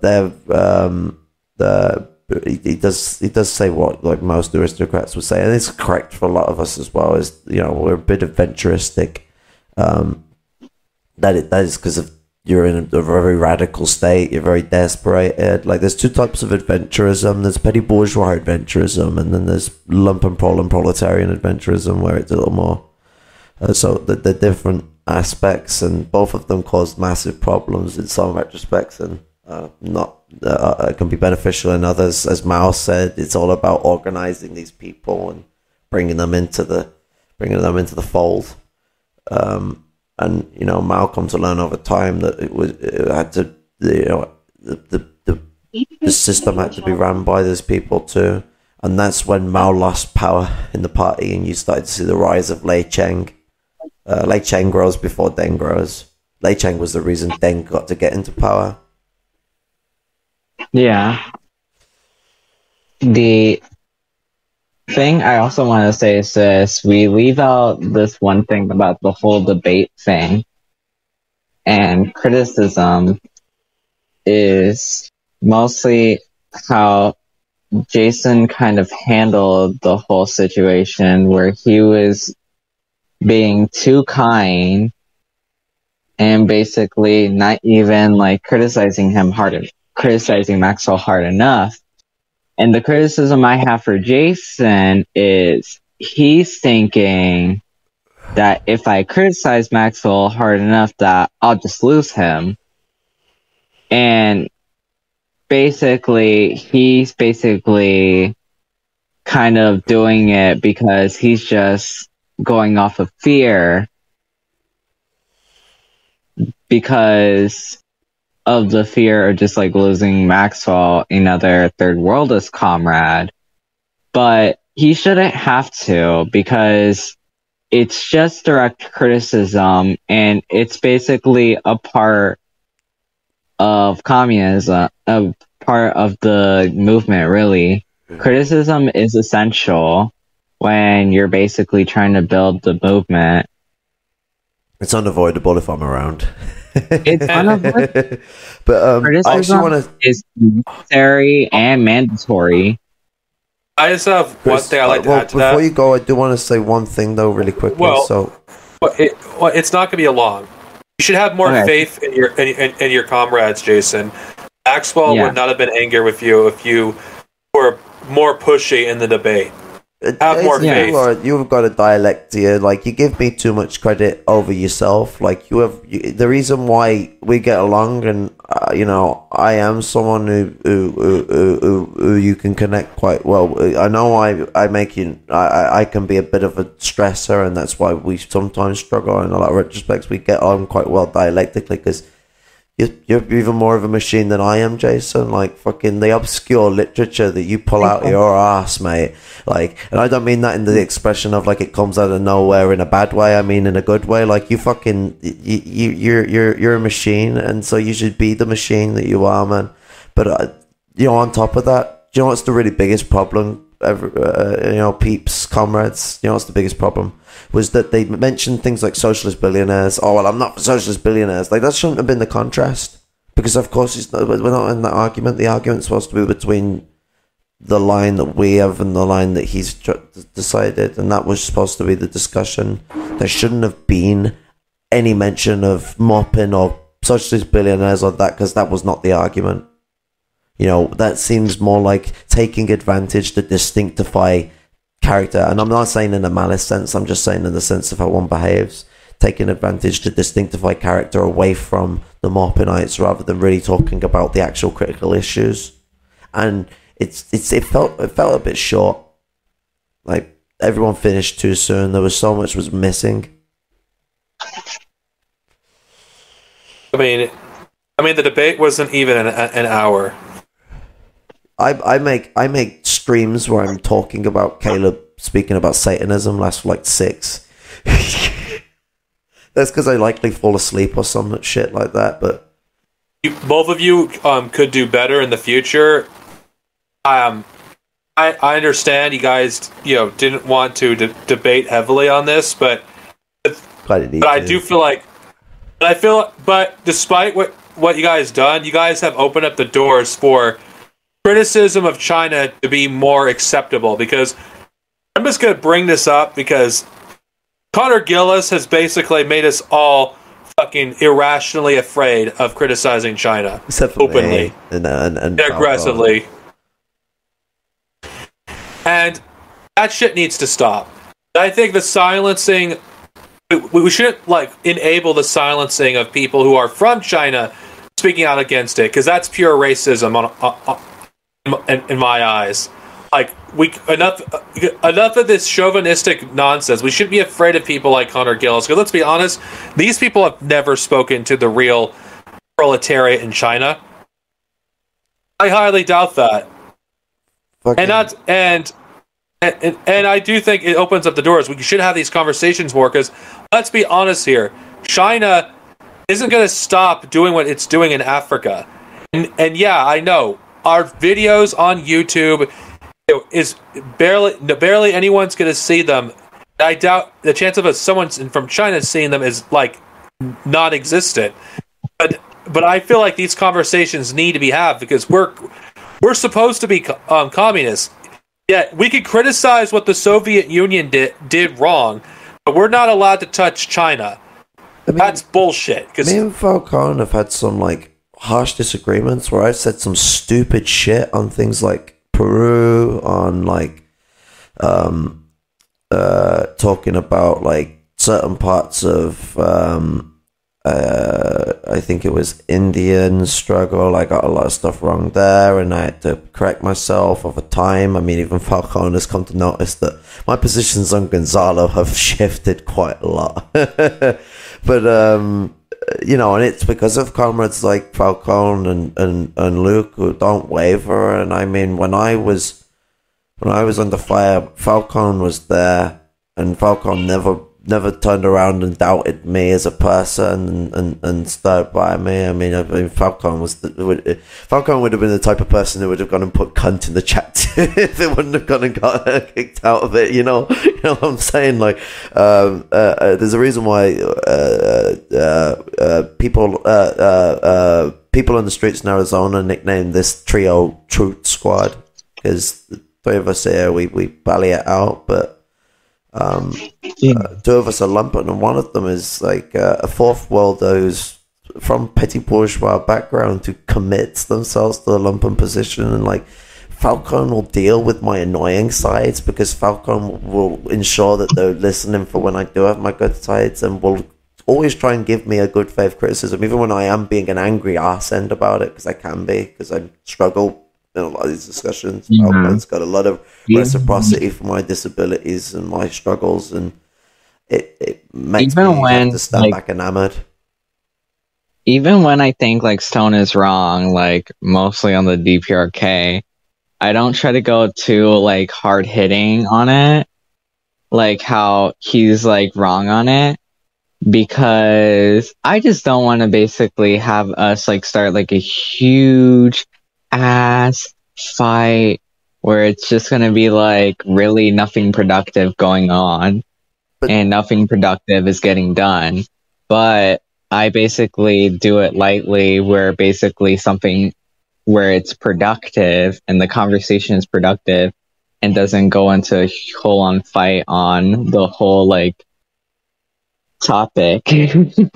But you don't waver on it. You tell me things as it is. And I mean, the thing that comes into that is that, you know, I do give cadence to your positions because I see where a lot of it comes from. And I'm like, okay, well, there's a lot of correctness to a lot of this stuff. Like, you know, like I say to people think that Maoist problem is to do with the Peru thing. No, put that aside. That's one thing. There's a lot of issues, and a lot of it has a lot of credit to put towards it. So the way I look at it is... It's the August incident. It's, like, for example, like, the siding with basically, what was it? The siding with the rest of the world against the Cultural Revolution or something like that as well. And a bunch of other things that I can label here. I think we should elaborate. I take in those criticisms and I look at it as like, okay, that's a problem of DPRK revisionism and their issues there. But I try and as well look at the good things they did trying socialism and where the people could improve, where they've been failed by the control of bourgeois style academics that have taken over revolutions all the time. So I mean, like, I see that what you're saying could just lead to the same problem that a lot of revolutions have had, but I don't fully know, so I have to be at least somewhat open on it. But I'm more critical of the DPRK, I'll tell you that. Especially now that they're getting more huddled up to Russia over the years. Like, I've watched it happen, and it's concerning. This is how comrades should be talking to each other when we disagree. This isn't a cult, despite what Caleb Maupin liked to say. This isn't a cult. We actually are willing to disagree with each other. And you know what? Sometimes I'm looking forward I'm looking forward to continuing these conversations with Maxwell in the future. Yeah, me too. Just, you've got to remember, Maxwell, truth hurts. Don't be afraid of its pain. It is always going to be a painful thing, but also don't get too confused between the fact of the matter and the truth. It's more towards, like, because truth is more of an abstract term, but relative truth is what fact is, and so it's looking at, like, the relative matter, and it's like, okay, well, we look at China based on its the fact that things have developed and have changed over time, and it's now developed into the imperialist, capitalist empire that is the next big thing in imperialism. Keep that in mind. It's not just an imperialist state. It's the next big thing, brother. Let's go into the maupin cult and all of their crazy shit. The one thing you know I love the most. Trashing the maupinites. So, we're going to have a section of this that's going to be Maupin Watch. Maupin Watch, trademark. I am going to get that trademarked. Do you have any idea if that... Caleb would probably... Like, I'm going to sue you for trademarking. My name. You know what's more cringe than Maupin Watch? Hawes Watch. Hawes Watch, which what I've basically been doing for the past, like, few weeks now. Like, you mean making yourself want to fucking blow your own brains out watch? It's like, how many streams have I done against Hawes? I'm just gonna look it up, because I was never this loud against Hawes until, like, I gotta look this up. I know, since... You know what I was fucked up for? I was fucked up for supporting Hawes and Infrared in the first place, all because of other Carl when he first showed us Infrared, and didn't realize they were full of shit until him and his friends and dick lickers started harassing me and two other black people. I thought where they harassed us non-stop. Was that where one of them was called the N-word monkey slur? Because I remember dealing with someone who went through that. These were called N-word monkeys. Yeah. You were with Grand Duke, weren't you? My G. Grand Duke's absolutely sound. I love Grand Duke. I've had some great conversations with him. They called us N-word monkeys, and then the mods did nothing about it. The mods white-splained to you about it, if I remember rightly, which is like the next level. Fucking. And here's the other thing: one of the mods is also Asian, and he was white-splaining to us. I mean, I explained this before, but it's like Asian. So in America, the Asian people were split apart during World War II. Japanese people are more likely to be in the lower class. Chinese people are more likely to be in the middle and upper class in America. Like, for here, it's the model minority. Yeah. It's just the whole model minority aspect of it, where he was just doing the whole model minority aspect of it. And basically white-splain us about being called N-word monkeys and saying there was a lack of evidence when you have like fucking 3 or 4 witnesses of this. And we showed the person who said this. We may not have a recording. We may have not had a picture of that shit. But you comrades, supposed to be comrades, because if these people saw them as comrades and they're coming with concerns of racism, you would think they'd want to combat that racism. Yeah, but no, they don't. They want to, what's the word? Enable it. They want to enable it, spread that shit, and support it. Instead of combating it, they basically join it and enable it. They are enabling racism, sexism, homophobia, transphobia, all the phobias, basically. Ableisms too. Ableism too. Racism. Ageism. Well, Yeah, because ageism. they always because do they, that. Like, oh yeah, I mean, they'll attack older people as being desensitized, and they'll attack the new generations for being all a bunch of Greenpeace fucking hippie people. Even though I fucking hate hippies, fuck you. Like, that's my response to anyone who calls me a hippie. Here's the thing: they go like this, like, "You're not an expert on Gonzalo, or you're not a student of Mal. You're 14. Dog, get the fuck off. Like, leave me the hell alone. Because, like, dog, I'm no longer 14 anymore. It's called HE." Well, we all know where that meme. Like, if we're to exclude people from politics on their age when they're growing up into this world, that's ridiculously blind. You're supposed to allow people to express themselves politically. Instead of basically just throwing ageism, racism, ableism, homophobia, transphobia against me. Like, oh my god. And I have screenshots of all this crap. I want to show all them screenshots, really. I want to show all the screenshots that I got from the infrared server. Like, holy crap.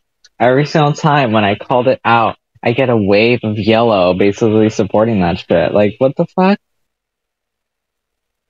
And I will say this, shame on MRN for basically being cowards and not willing to take a stand against infrared.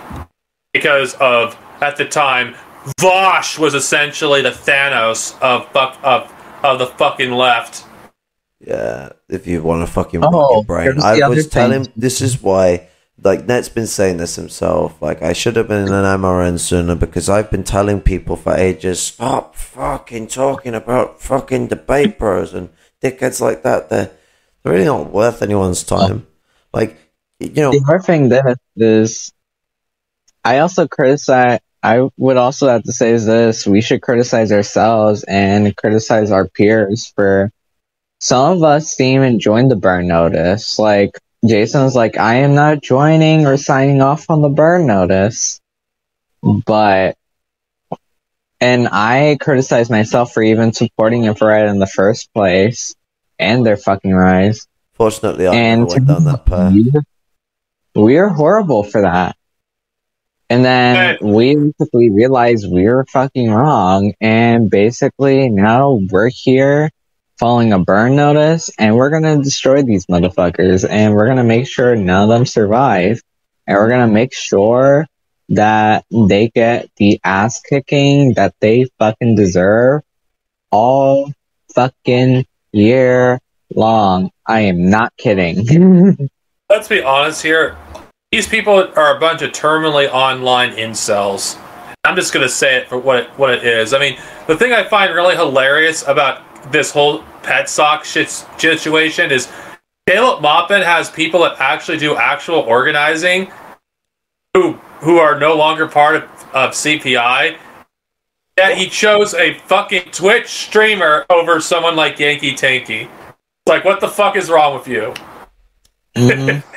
And Dust James. It's like, what the fuck is wrong with you? You have you're a Twitch streamer who's probably a Fed, or gets funding from them. Oh, you're talking about Jackson Hinkle? No, I'm talking about Caleb Maupin. He chose Haas over Yankee Tanky and Dust James. I know. Actually, I am in a belief that it's more likely to be Haas than Jackson Hinkle. Jackson Hinkle, it's too obvious that he's a Fed. But Haas, what does he do on a daily basis?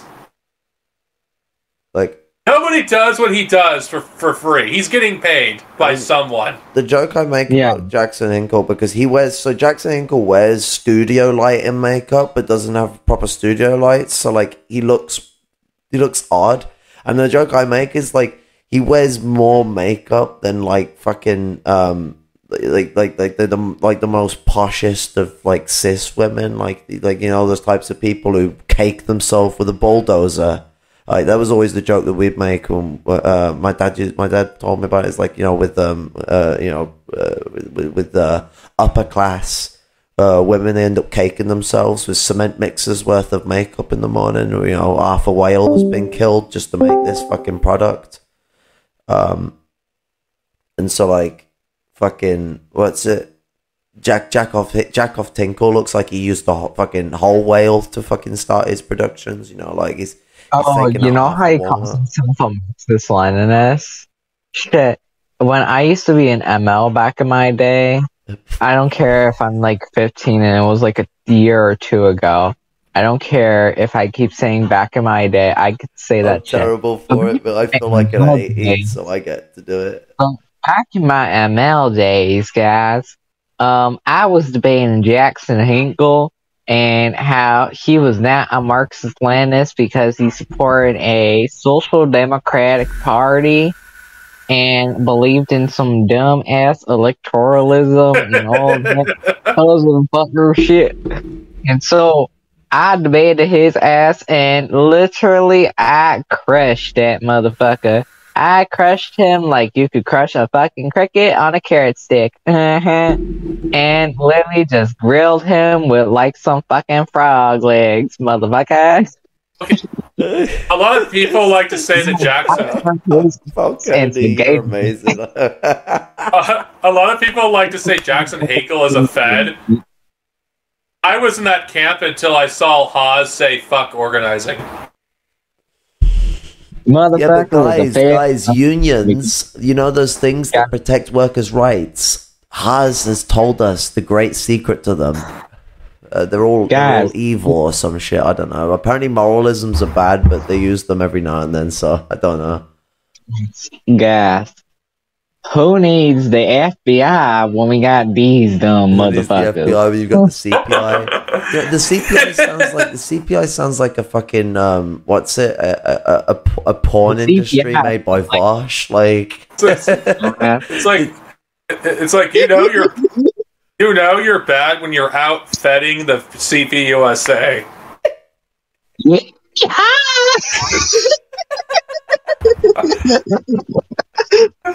I gotta do this country accent. I don't care if these conscious get so bad about it. I don't care what these cousin fuckers have to say about it. They can go fuck in the goddamn United States of goddamn fucking America. I'll tell you that. I bought some on Vivo. I'll get out my guns and tell them cousin fuckers that I'll teach them whippersnappers a lesson. You know the Texas and Arizona accent is a Yorkshire farmer accent. Fascinating fact. It'll be a funny thumbnail someone did one day. They took the poster for Alien vs. Predator, but replaced the Alien and Predator with Vosh and Oz. No matter who wins, we lose.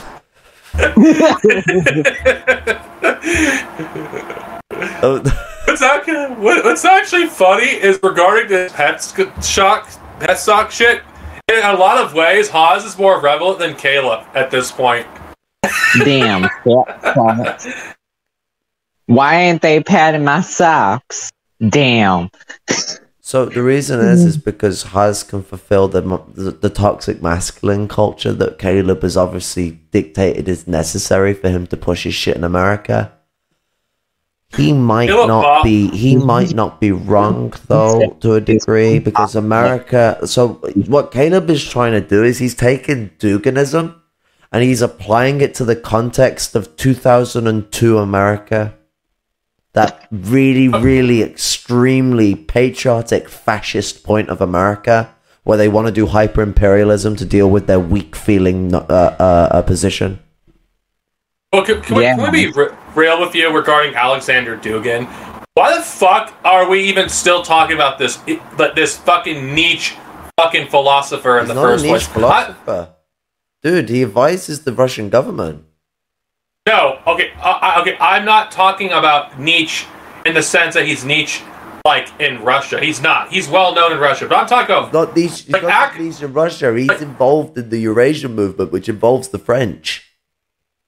Like... Well, we all know how we all feel about the French.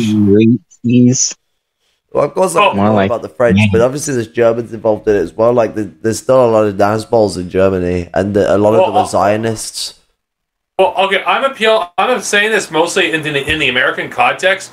If you ask your average American who the hell Alexander Dugin is, even those who are in the middle class, because I work with these fuckers all the time at my job. I asked about Alexander Dugin. They're like, who the hell is that? Is that some sort of cartoon character that you're talking about? Yeah, but these people don't sound like they're like philosophical intellectuals. They're that's their response, because I just think it is so ridiculous. I just think it's stupid that we even have to read some niche philosopher that majority of the population in the world has never heard of. Outside of Russia, read extensive amounts of Dugin, and Dugin is basically just complaining that you can't do third positionism properly anymore, and you have to do it differently. That's his position. He just really wants to do open third positionism, but he's not allowed. And then he stole a position that was socialism that Caleb Maupin and Haas are trying to implement is Nazbolism with American characteristics, guys. Remember that we are applying Nazbolism with American characteristics. And that's actually almost a good Caleb Maupin. You're nearly there. Some thing I will say, characteristics. America. Russia is not. But here's the thing I would like to say though is that so the reason why you kind of also have to look at Dugin a bit is because Dugin sort of explains the sneaky thing Browder did when Browder brought over Nazbol shit. So if I remember rightly, Browder is where the eagle, the American eagle holding the hammer and the sickle comes from on the American flag with the stars scattered around it. And that is a literal Nazbol thing. That is not no, I'm not saying that like modern Nazbols. I'm saying that's what the original Nazbol party did. They took the German eagle, put a hammer and sickle in its hands in the same shape that the Americans did for their thing. Well, it's no accident that they used the eagle of all things in their symbols. Because let's be real. Because I'm just looking at in general. All flags have some form of symbolism in them. Now, most imperialist flags throughout history, what have they had in their fucking flag? An eagle. What is an eagle in nature? A predator. An eagle is a treacherous predator that will hunt you down and basically backstab your ass and turn your ass into some grass. It's a predator that doesn't eat everything it kills. Like, there's a lot of eagles that will just literally pick things up from and drop them. You know, if they're going to eat it, they'll catch it before it falls. They don't care for it. They'll let it fall and hit the floor. But either way, they'll, because what they do is they let it drop in the air, and then eventually once they swipe it, and they basically with so much force they've got the fucker. It's both dead and it's fucking theirs, and they'll fly off. Or they'll drop it, let it hit off the cliff, and they'll go pick it up afterwards. But they're also, like a lot of predators, they don't give a shit about scavenging either. They'll go do that too. So they chose the eagle and a lot of other American symbolism to copy the Nazbols from Germany. And these are people calling themselves Marxist-Leninists. So, you know, they're not MLs. They can't trust someone calling themselves an ML when they're doing something like that. I just fucking felt something fly in my ear. Well, I would say that every fascist symbol in history has always had the eagle, and the eagle, like I said earlier, is a predator, and imperialist powers are also predators. So that's why, like, when I see an eagle in any fucking bio on anywhere, I just block them on sight, because fascists. Yeah, they know what they're using. I mean, they don't fucking just, oh yeah, the eagle looks cool. No, they don't do it for that. They have very specific reasons. It's like, we shouldn't just assume ignorance on these people's part. And that's the problem, like we had over a year ago. Oh, these people, you know, they may have some reactionary views, but they have some good intentions. No. Like, people like Caleb Maupin. Caleb hopping them pills. Or Caleb Muppet. Because he's an utter Muppet. That's a nice little English fucking slur. Am I right? I'll just say that this Caleb is a Karen. Caleb is a Muppet. Cousin fucker. That's what he is. Cousin fucking motherfucker from Sweet Home, Alabama, everybody. Well, okay, Caleb Maupin in general, it's like, okay, whatever good intentions he may have had, whatever things he wanted to do to help people, it doesn't matter what positions he once held, if he had them at all, because he sold his soul to the devil a long time ago. Like, he's very specific what kind of goal that he wants. He doesn't care about the working class. He never has. I mean, he enables Haas's fascistic behavior. I mean, we in Stone went into detail last night about fucking, well, last night for me anyway, about how fucking the anti-homeless rhetoric is fucking very dangerous, because who are most of the disabled? Homeless. Like, you have homeless children, homeless most of the people who are homeless are disabled, is what he means. Yeah, I get really angry at this, because I've had family members that have been homeless off and on. I mean, what the fuck is wrong with these people? And it's like, oh, we're not against the poor. Then what the hell do you call, like, anti-homeless rhetoric? Like, it's like the very fact that people are still not fucking seeing through this. This is eugenic bullshit. Caleb Maupin knows exactly what he's doing. Where's Caleb Maupin to defend the homeless against these anti-homeless bills that are being put in place? What's he doing to do anything about that? Oh yeah, what about homeless people that have multiple jobs, people that live in their cars, that live in tents? Well, it's like this is anti-working class as well. It's like, every single time I hear Caleb Maupin's, like, I know I'm really angry when I say this, but I say this because I have seen this for years from people like him. Like, working class people are already having it hard as it is. Even if you're not homeless, if you look a certain way, when you go to a certain place, you're treated like you're a homeless person. Like, yeah. It's like, my mom was fucking homeless. My dad has been homeless off and on multiple times in the past 20 years. My older brother has been homeless 5 times since 2004. So this hits me personally, because I know of people that have been homeless. Mm-hmm. And one of my friends, I'd argue he's borderline homeless. He lives in a hotel. It's like this anti-lumpen sentiment. It's sickening. Like, Haas calls everything lumpen now. It doesn't fucking matter. It doesn't matter how much sense it makes. I mean, I don't know if you've seen that debate with that pedophile doctor guy that he debated, but he basically was calling a bunch of people that have like blue colored hair like lumpen. It's like, what the fuck? Yeah. The other thing too is like, the other thing. Have you seen these have you seen them? Those infocels. Them infocels were like saying this, that I hope Conley House gets raided by the Irish state, and basically become an actual homeless shelter. It would be base, not gonna lie, or basically calling it a crack den or something like that, where crack is being dealt at, and basically like saying this, the Irish Free State should raid the house and take it over, guys. And like, what the fuck?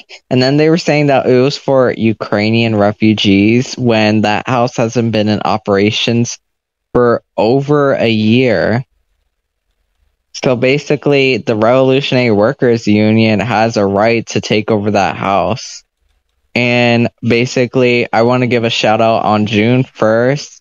This Irish state is going to try to retake the house and basically have an eviction notice for the members of Connolly House.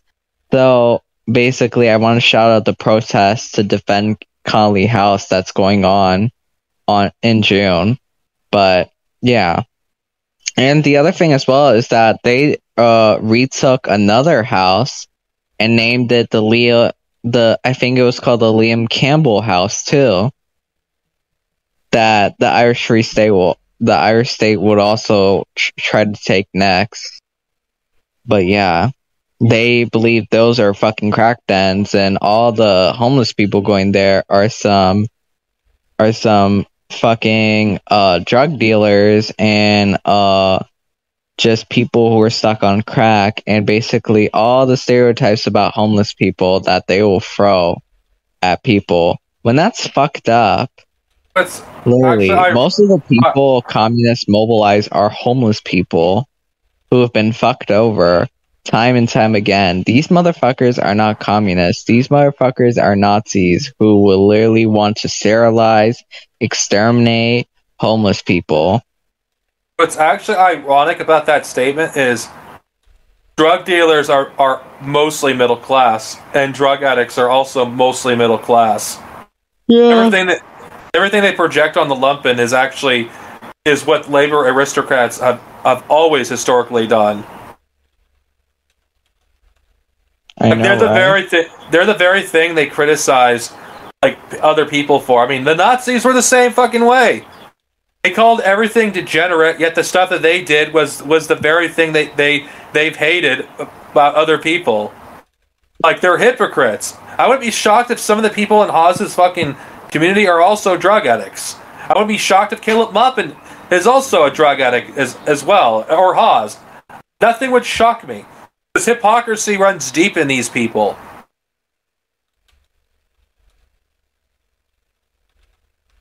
And I don't want to fucking talk about Caleb or Hawes all the goddamn time. I'm fucking tired of it. I'd rather be focusing on other shit. But these people are a legitimate threat to freaking to people in marginalized groups.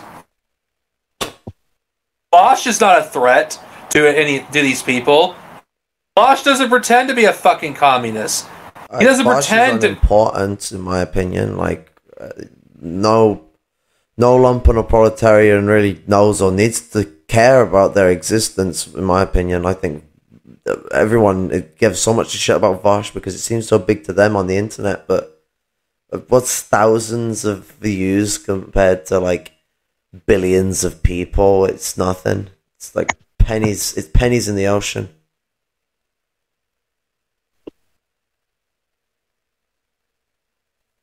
Yeah.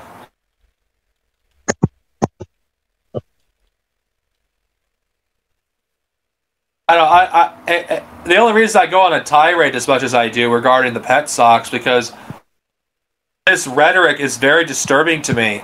This anti-homeless rhetoric, this the McCarthyism against trans people. Like, they support these legislations, the overturning of Roe v. Wade. It's like, what will these people not support? Like, these people claim, oh, we need to get the masses on our side. We care, like, oh, you ultras are, hate the masses. What do you call supporting something that majority of the masses don't support anything but hating the masses? Like, these people hate the masses, just like fucking the people they criticize. It's like, who hates fucking...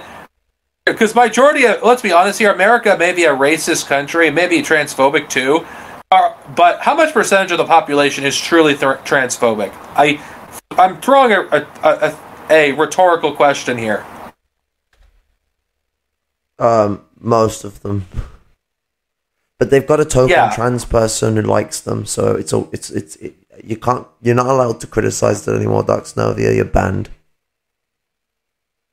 I don't care if it is most of them. It's still wrong.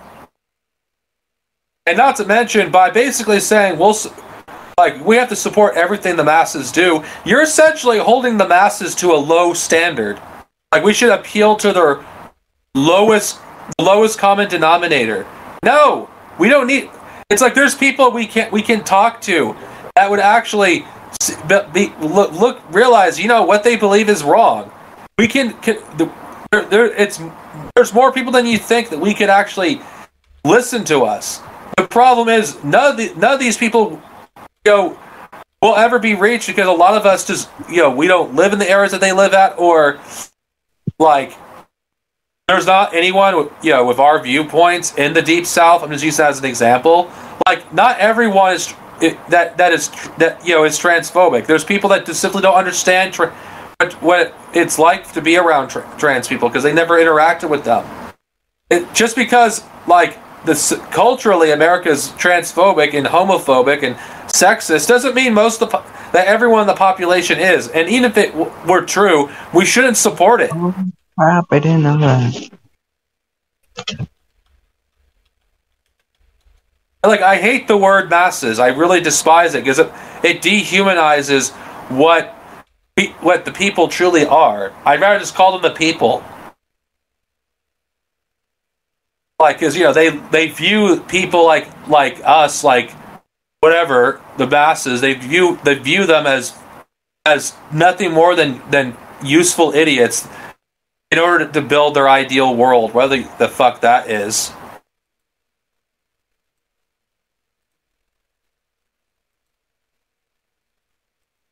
Sorry, what was that last point?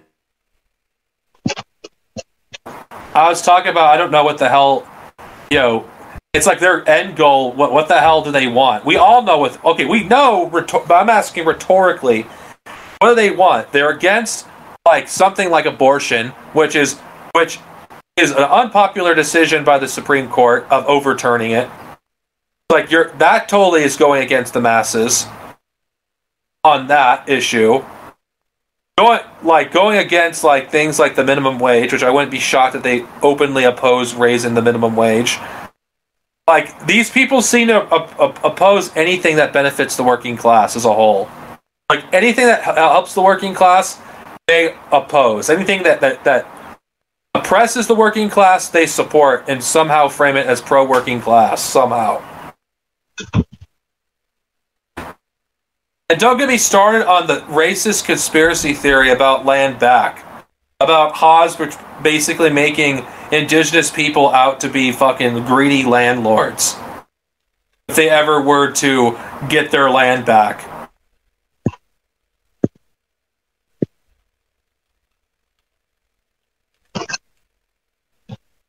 Like, as far as I'm concerned, this anti-indigenous sentiment coming from these people is no different from anti-Semitism. Basically, the thing is, they forget that the genocide against indigenous people was basically the inspiration of the Holocaust for fucking Nazis. The other thing, too, is, literally, these motherfuckers know that, we could just support their asses anytime we want. I'll just go Homeland Security on their asses, which means I will get out that fucking tomahawk and I will fucking split their motherfucking heads open. I don't fucking care. Because them motherfuckers can go all the way 6 feet fucking under in the Mediterranean Sea, because I will send them there my fucking self. I will do it. I am not afraid to send them genocide denying motherfuckers 6 feet under the ocean. They deserve it. I don't fucking care. Gulag them motherfuckers. I don't care. I say this. Throw them out of helicopters. Give them the fucking Pinochet style execution. No shit. I said, why do that when we can just simply use a bullet? Oh yeah, that's so easy. Oh wait, why waste a good bullet? Use a branch. Why disrespect Mother Nature like that? Use your bare hands. This is totally not going to be in the final cut. I know. Oh wait, I recommend you use this. I recommend you use that whole like thing they put for a lot of reality TV shows where they have the beeping part for whenever you say that shit. Well, okay, let's be real here regarding this stupid thing that Oz said in this debate regarding land back. The indigenous dude. Yeah, like, let's be honest regarding this whole fucking thing. Like, when he said, don't we already have only a small percentage of the population that owns most of the land already? Yeah. He's literally describing what America currently is now. Literally. And also, literally, like, I hate how, like, remember that debate with Jason? He's like, indigenous people make up what percent of the population? Oh, hell no. I really want to go smack that motherfucker in the face and give him some fucking sense. Because dog does not know shit. Actually, we make up more, literally, if you count both continents, it's an indigenous majority. It's a literal... almost 70% of the continent is indigenous. Yeah, and so, but also, in America, they always say like things like 1% and 3% when it's actually around 10% of the U.S. population is Native American, I think. Or more. No, it's more than that. Sorry, no, it's yeah, because it's about. You can even count the Afro. It's about 10 million people or something like that. But that's the low estimate. That's not taking into account all of the numbers. So, but in the US like alone, there's already loads, and that's the most genocided region out of all of them when it comes to like native peoples, other than Argentina. Argentina's really bad. And then the new Africans, they make up like almost. Let's see. Nearly they make up like at least 21% of the population. So that would be like 1/3 of the US population, combine them all together. So altogether, they would make up like 32 or 33% of the fucking US population. So that's 1/3 of the population that they don't give a fuck about and that they would literally want to exterminate. But you really can't. You really can't, considering that require killing people that may not even be aware that they have native indigenous ancestry. Yeah. There's a lot of people that, more than you think, that don't know. Because one of my aunts, at least one of my grandparents, or more accurate, great-grandparents, my grandmother never knew who her father was. Mm-hmm. So that's where the possibility of people of my family members suspecting that we may have indigenous ancestry is because of through my grandmother on my mother's side. I recommend this. Take the 23andMe DNA test, where it would just give you basically your genetic makeup, and basically like it showed that I am like basically like 56% white and 40% Native American and 2% black and 1.4% North African and Middle Eastern. Imagine if Haas took it and Haas finds out that 10% of his DNA is black, and along with Caleb Maupin. Oh. Or finds out that only 10% of his DNA is actually from the Middle East, and he's just completely white. And then literally, we could just say this, motherfucker, you're not Lebanese. Just because you're fucking 10% does not mean you're Lebanese. Go fuck yourself. I gotta even, of course, this joke. This joke won't make it to the final cut. Jeez, I'm making this difficult myself. I'll say this. Imagine if Caleb Maupin finds out that he has Jewish ancestry. OMG. Oh no, guys. I'm melting. The Adolf Hitler. It's like, that would explain why he hates Jews so much, considering his, like, because he has Jewish ancestry. Clearly a Zionist. Caleb Maupin is a Zionist. That's what Caleb Maupin is. I have yet to see a video of him saying death to Israel. All I see him is supporting a pro-Israeli nation. And their name starts with a C and ends with an A. What's that nation, guys? China.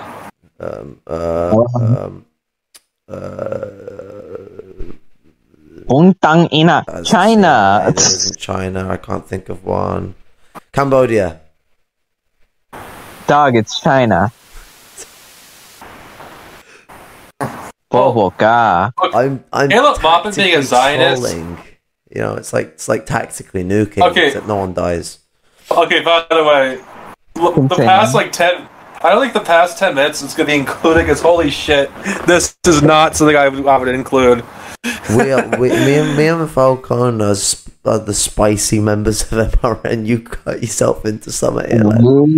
We are the most controversial. We're the members who don't give a fuck.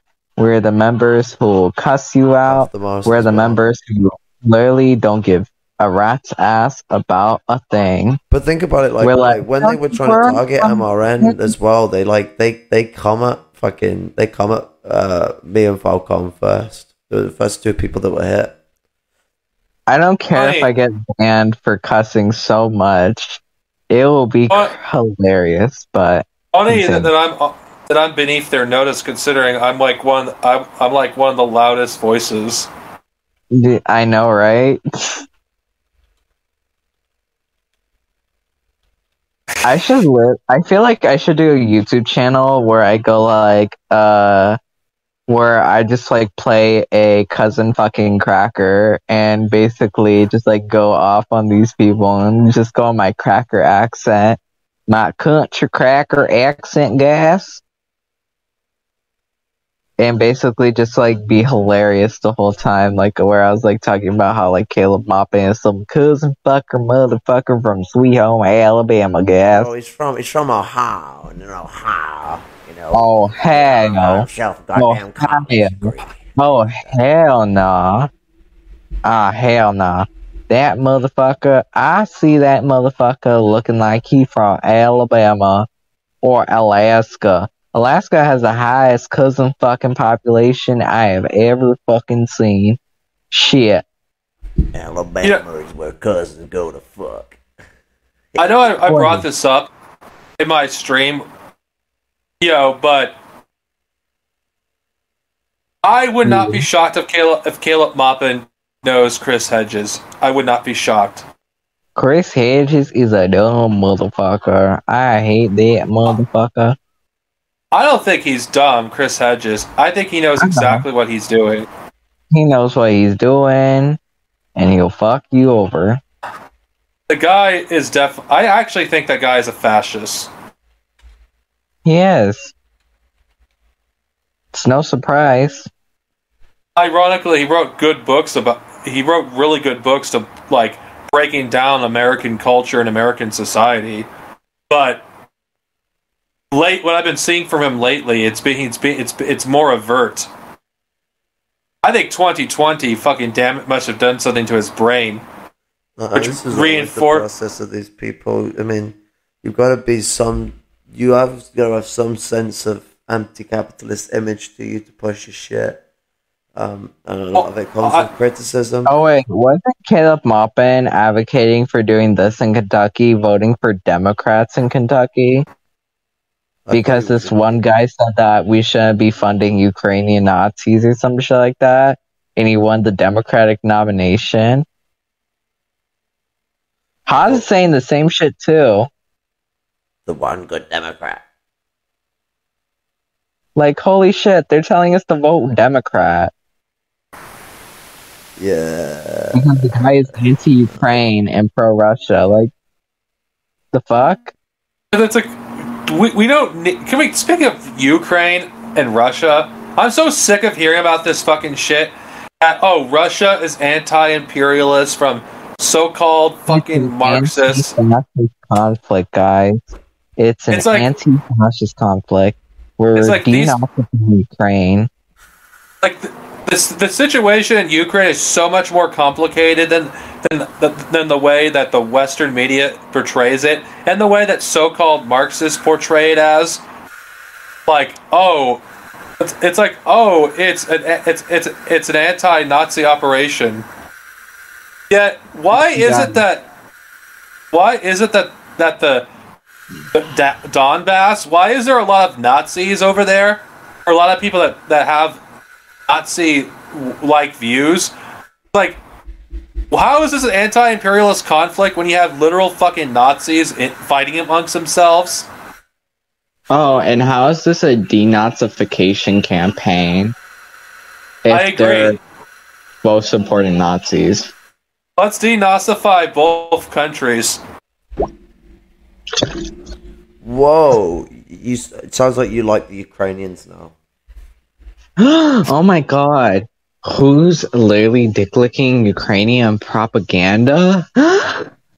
Oh my god. Let me clutch my I'm pearls. going to report you to Caleb Maupin. With my socialist billionaire champagne. Caleb Maupin, secret police. I wouldn't be surprised if Caleb Maupin writes a book on third worldism at some point. Oh, I guarantee you. I would love if Caleb Maupin wrote a book about me because that would give me so much attention. I would love it. I will bathe in it. Dog, I'm a Leo and I will bathe in that shit. He calls everyone a third worldist, even those who are not third worldist. Yeah, I know, right? I'm not a third worldist because I believe People's War is universal, like People's War against swing sets. We're not against People's War, Falcone. No, I'm joking. I'm basically like, like you're talking, like, from what I know is like, you guys, believe like, revolution is possible in the third world currently, but in the first world, it's mostly just resistance. Yeah. Yes. Or am I fucking? No, that's exactly what it is. And the thing is, Maoists and third worldists, we don't disagree on that much. It's only a few key positions we disagree on. We mostly agree on almost everything. Yeah.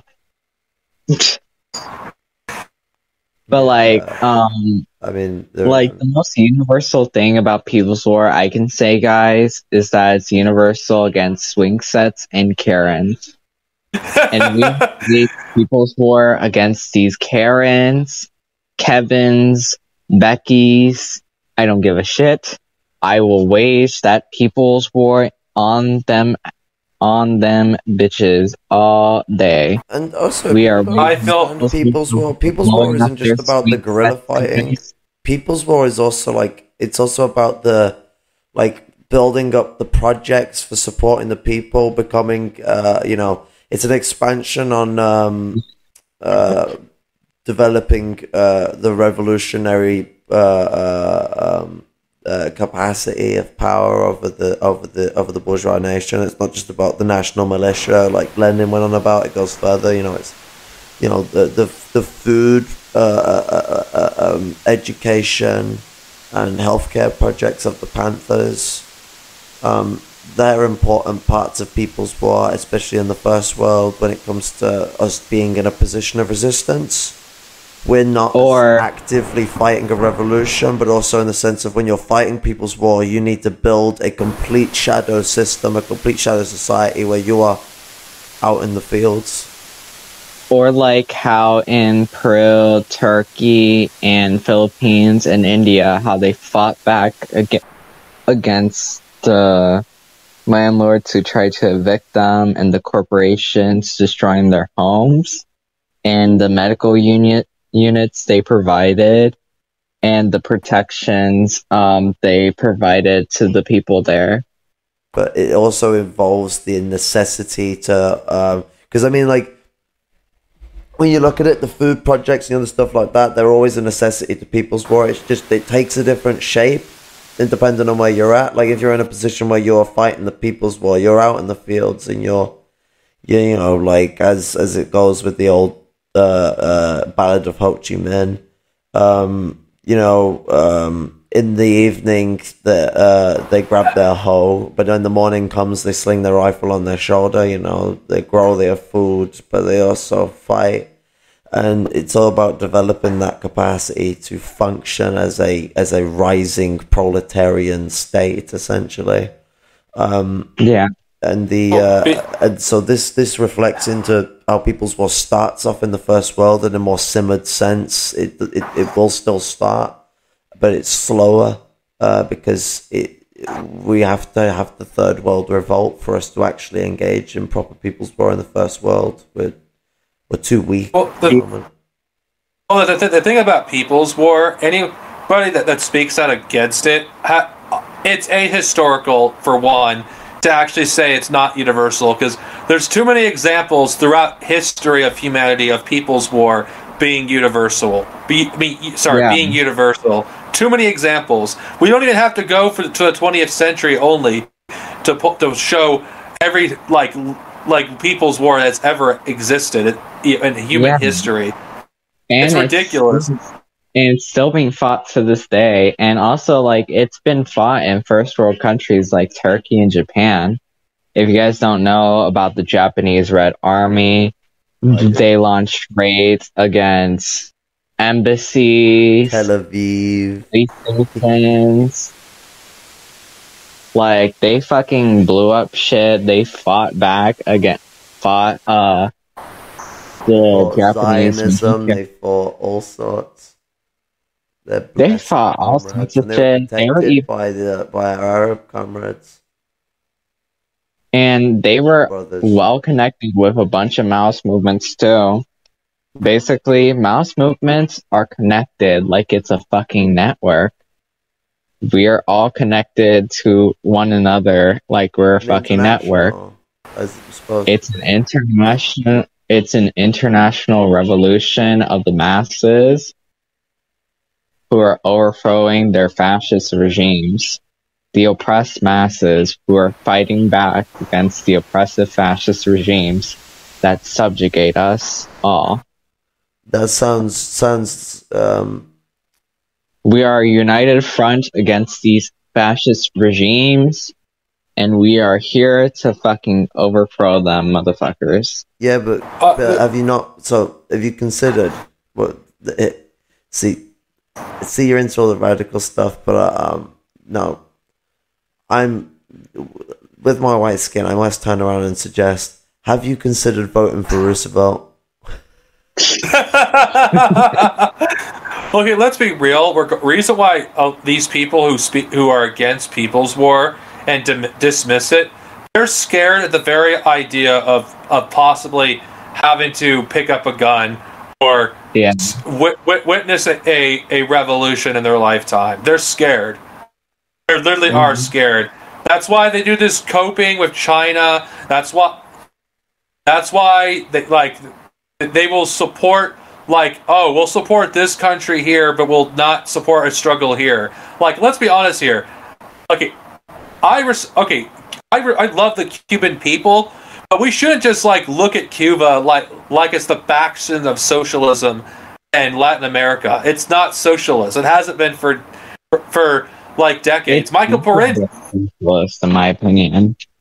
Michael Parenti didn't even who these dangoids hold in such high regard. He didn't agree with any of their positions. China, DPRK. I've had a dengist turn around and use black shirts and reds against me, and I think it was either in the same chapter or it was the next chapter. Parenti goes off about how the fucking China has restored capitalism and has become an imperial superpower. Yeah, so when your man Parenti basically disagrees with you, what then? Yeah, Parenti may have some positions that were problematic. He was too soft in the USSR. But other than that, he was not wrong on any of his positions in his books on black shirts and reds. But if Michael Parenti, if he wasn't going through cognitive decline, they would fucking consider him ultra left or synthetic left. I guarantee you. They treat him with the same disdain they treat Noam Chomsky, which, by the way, I don't fault anyone for hating Noam Chomsky. I hate Noam Chomsky. But let's just be honest with ourselves here. This whole chauvinism for people who support China is disgusting to me. You dismiss any sort of revolution that's ongoing because, they failed. So you're only going to support the revolutions have succeeded, despite the fact the Soviet Union has not existed for like 30 years. Socialism in Russia has ceased to be even longer than that. 70 years since Russia has been socialist. 80 just to be most likely is how long it's been socialist. Yeah. So almost a century since the Soviet Union's been socialist. China lost its socialism during Mao's lifetime when Mao was dying.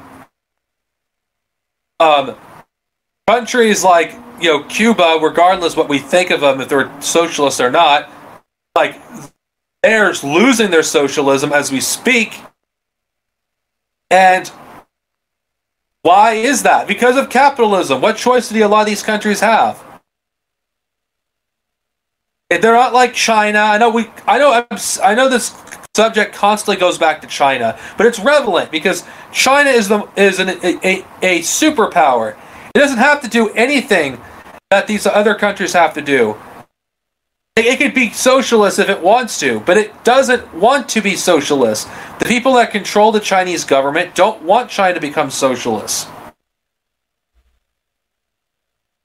That's why they support like fascist regimes all around the world, because they don't want to. They're like America in this way. They don't want any country that's communist in their sphere of influence. I mean, China did support the Pinochet dictatorship, as far as I recall. Yeah, they did. Unfortunately. And they didn't have to do that, but they did. It's like, say what you will about the Soviet Union, like when it was at its worst, and I'm not going to deny it wasn't imperialist. The Soviets didn't do anything that the Chinese are doing now. They not even close.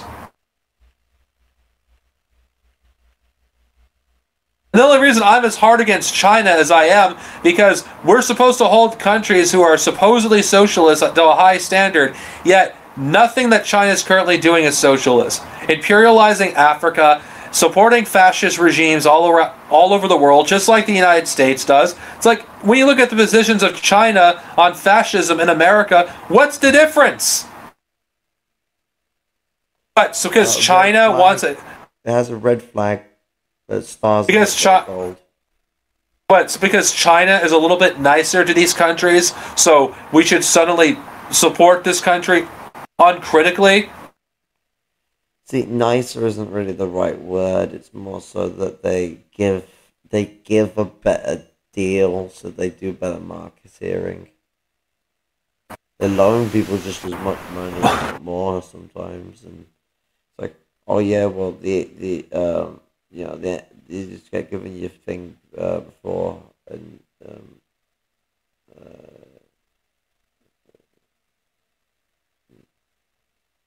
shit. My brain went flat. Sorry.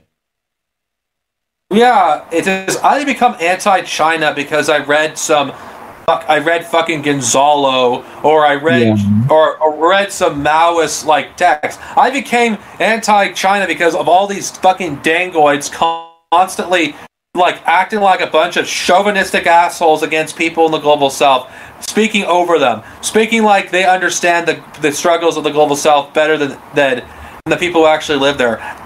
Fucking ignoring China's trade with Israel. Israel is a fucking make or break situation for me, because Israel is like one of the biggest examples of an ongoing genocide that's happening right now. It's being televised, and the whole fucking world's watching. China, a country that's supposedly socialist, could easily help destroy Israel just by simply endorsing BDS. There's enough people around the globe that hate Israel. Israel could easily cause the entire economy of Israel to collapse if it supported BDS, but it won't do it because China, like Russia and America and the EU and Britain, don't give a fuck about the Palestinians or the Palestinian cause. They don't care. As far as Dangoids are concerned, Palestinians are no different from people that they call, well, I'm not going to even repeat the word, but you know what I'm talking about, the racial slurs they say about Maoists in the Philippines. They're no different from them. In fact, like there's people in the Palestinian resistance who are reading Chairman Mao's works right now. Like the Little Red Book. Like there's image, you can find it on Twitter of the Palestinians, struggles. People reading like the Chairman Mao's Little Red Book in Arabic. It's beautiful. It's beautiful that you're seeing this. Like the struggle with the Palestinians is always going to be ongoing, and China could easily win out. I mean, it would be the best PR image for China if they supported BDS. So what if the EU and America called them anti-Semitic? They would win most of the world over.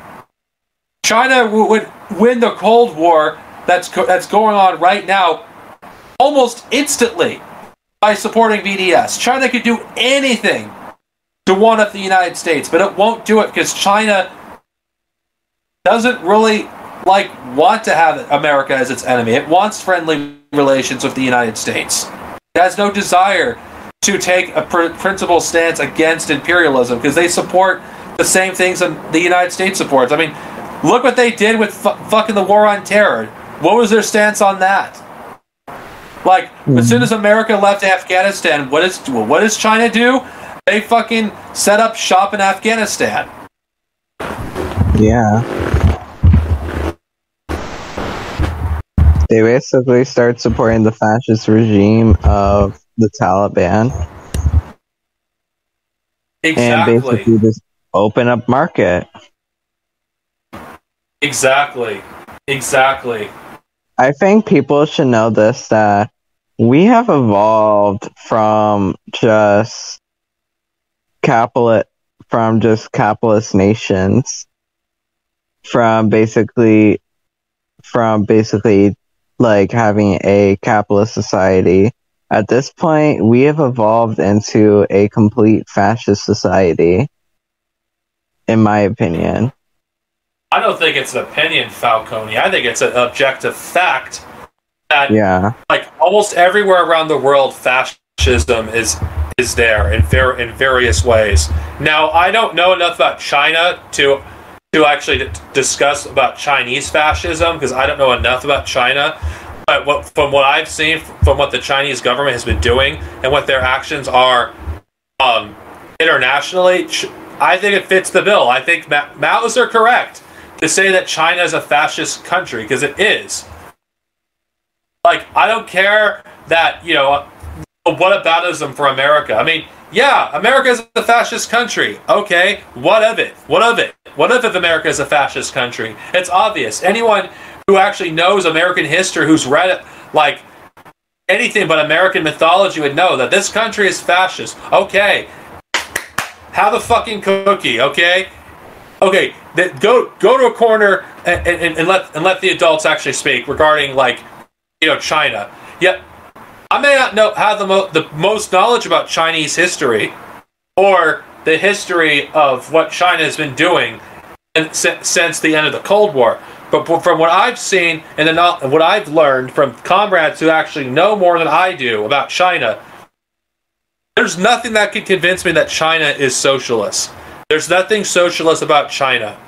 Nothing. Yeah. Nada. And I think those who stand in the middle, like I did a year ago, we need to stop with this cope. The Soviet Union failed. That is not the end of the socialist movement.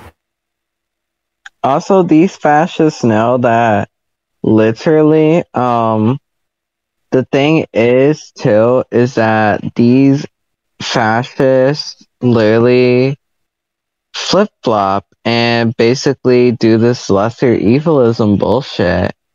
They go believing the whole enemy of my enemy is my fucking friend just because they're anti-US or some shit like that. But then it's literally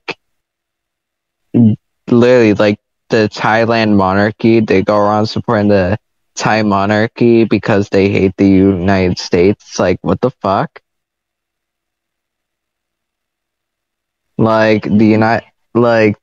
just because a country hates the United States does not mean they're automatically good. This is the same shit like the Gray Zone does every time, like Bad and Banana points out. But I know. Right? Okay, here's the thing. You could do critical support to a country. Like Iran. You could critically support Iran, critically support, like, North Korea, critically support Cuba, because these countries are victims of imperialism. You could support them critically. But you shouldn't just, like, ignore some of the problematic aspects of those countries. Like, examples, like, Iran is possibly a fascist country, at least in terms of the way the government is run. I don't know enough about Iran to say that for sure, but I've heard from people who actually know more about Iran than I do. I think there's some legitimacy behind it. From what I learned from seeing the Ayatollah's recent tweets, the guy's a fascist, literally. Like, don't remember that tweet on the bottom where it was showing the Ayatollah saying is like their position is shit? Is like, shocker, the fascist is a fascist? Or some shit like that. This doesn't mean that I don't support Iran. Oh, I support sanctions. I support war. No, I don't support war against the Iranian people. I don't. I love the Iranian people. I love what they have done, and for the Jewish people. Why would I hate Iran? It's a straw man to say that. I love the Cuban people, despite the problematic shit that Castro did, and the people after him. I love Vietnam, despite the revisionism. I love North Korea, despite the fucking problems with that government. It's like, I can love the people and still support the country, and still be critical about the fucking government's policies. The government are not the people. But get out through this fucking thick skull of yours. Okay?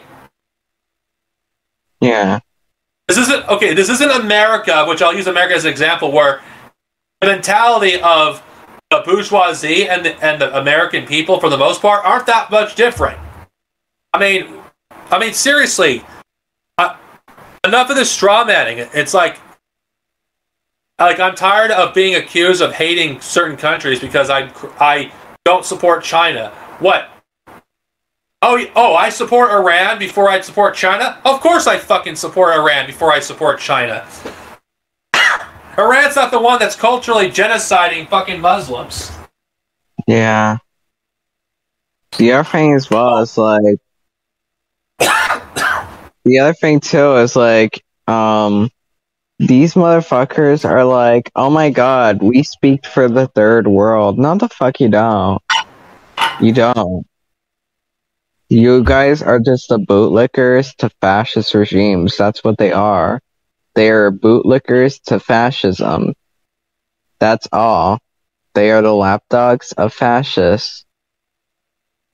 They're like, Daddy, China, please save us. Daddy, Xi Jinping, please liberate California. Vladdy Daddy, please invade Ukraine and denazify it. Even though you have and then you have these motherfuckers use child labor to make sure it's where all the money goes into Donbass and shit. Like, get the fuck out of here. Yeah, I fucking agree. Like, oh my god, if you don't support Russia, you support NATO. Fuck NATO. Fuck Russia, and honestly, fuck them.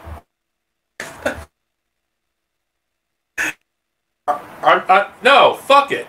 It's like anyone that says, "Oh, you're in the middle." I'm not in the middle. I don't support fucking fascists. And Vladimir Putin is a fucking fascist. Has anyone forgotten his anti-Semitic dog whistles in his speech before the invasion of Ukraine? Basically blaming the Jews for fucking for the communists coming into power in 1917. We need to stop being afraid of criticizing China. I will not stop. Death to fascism. We should never be afraid of criticism. Death to fascism.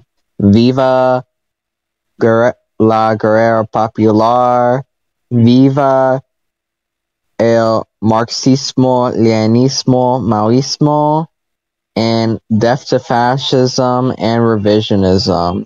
And long live the red fucking banner of the international proletariat. Good night, y'all, and salute, comrades. Power to the people.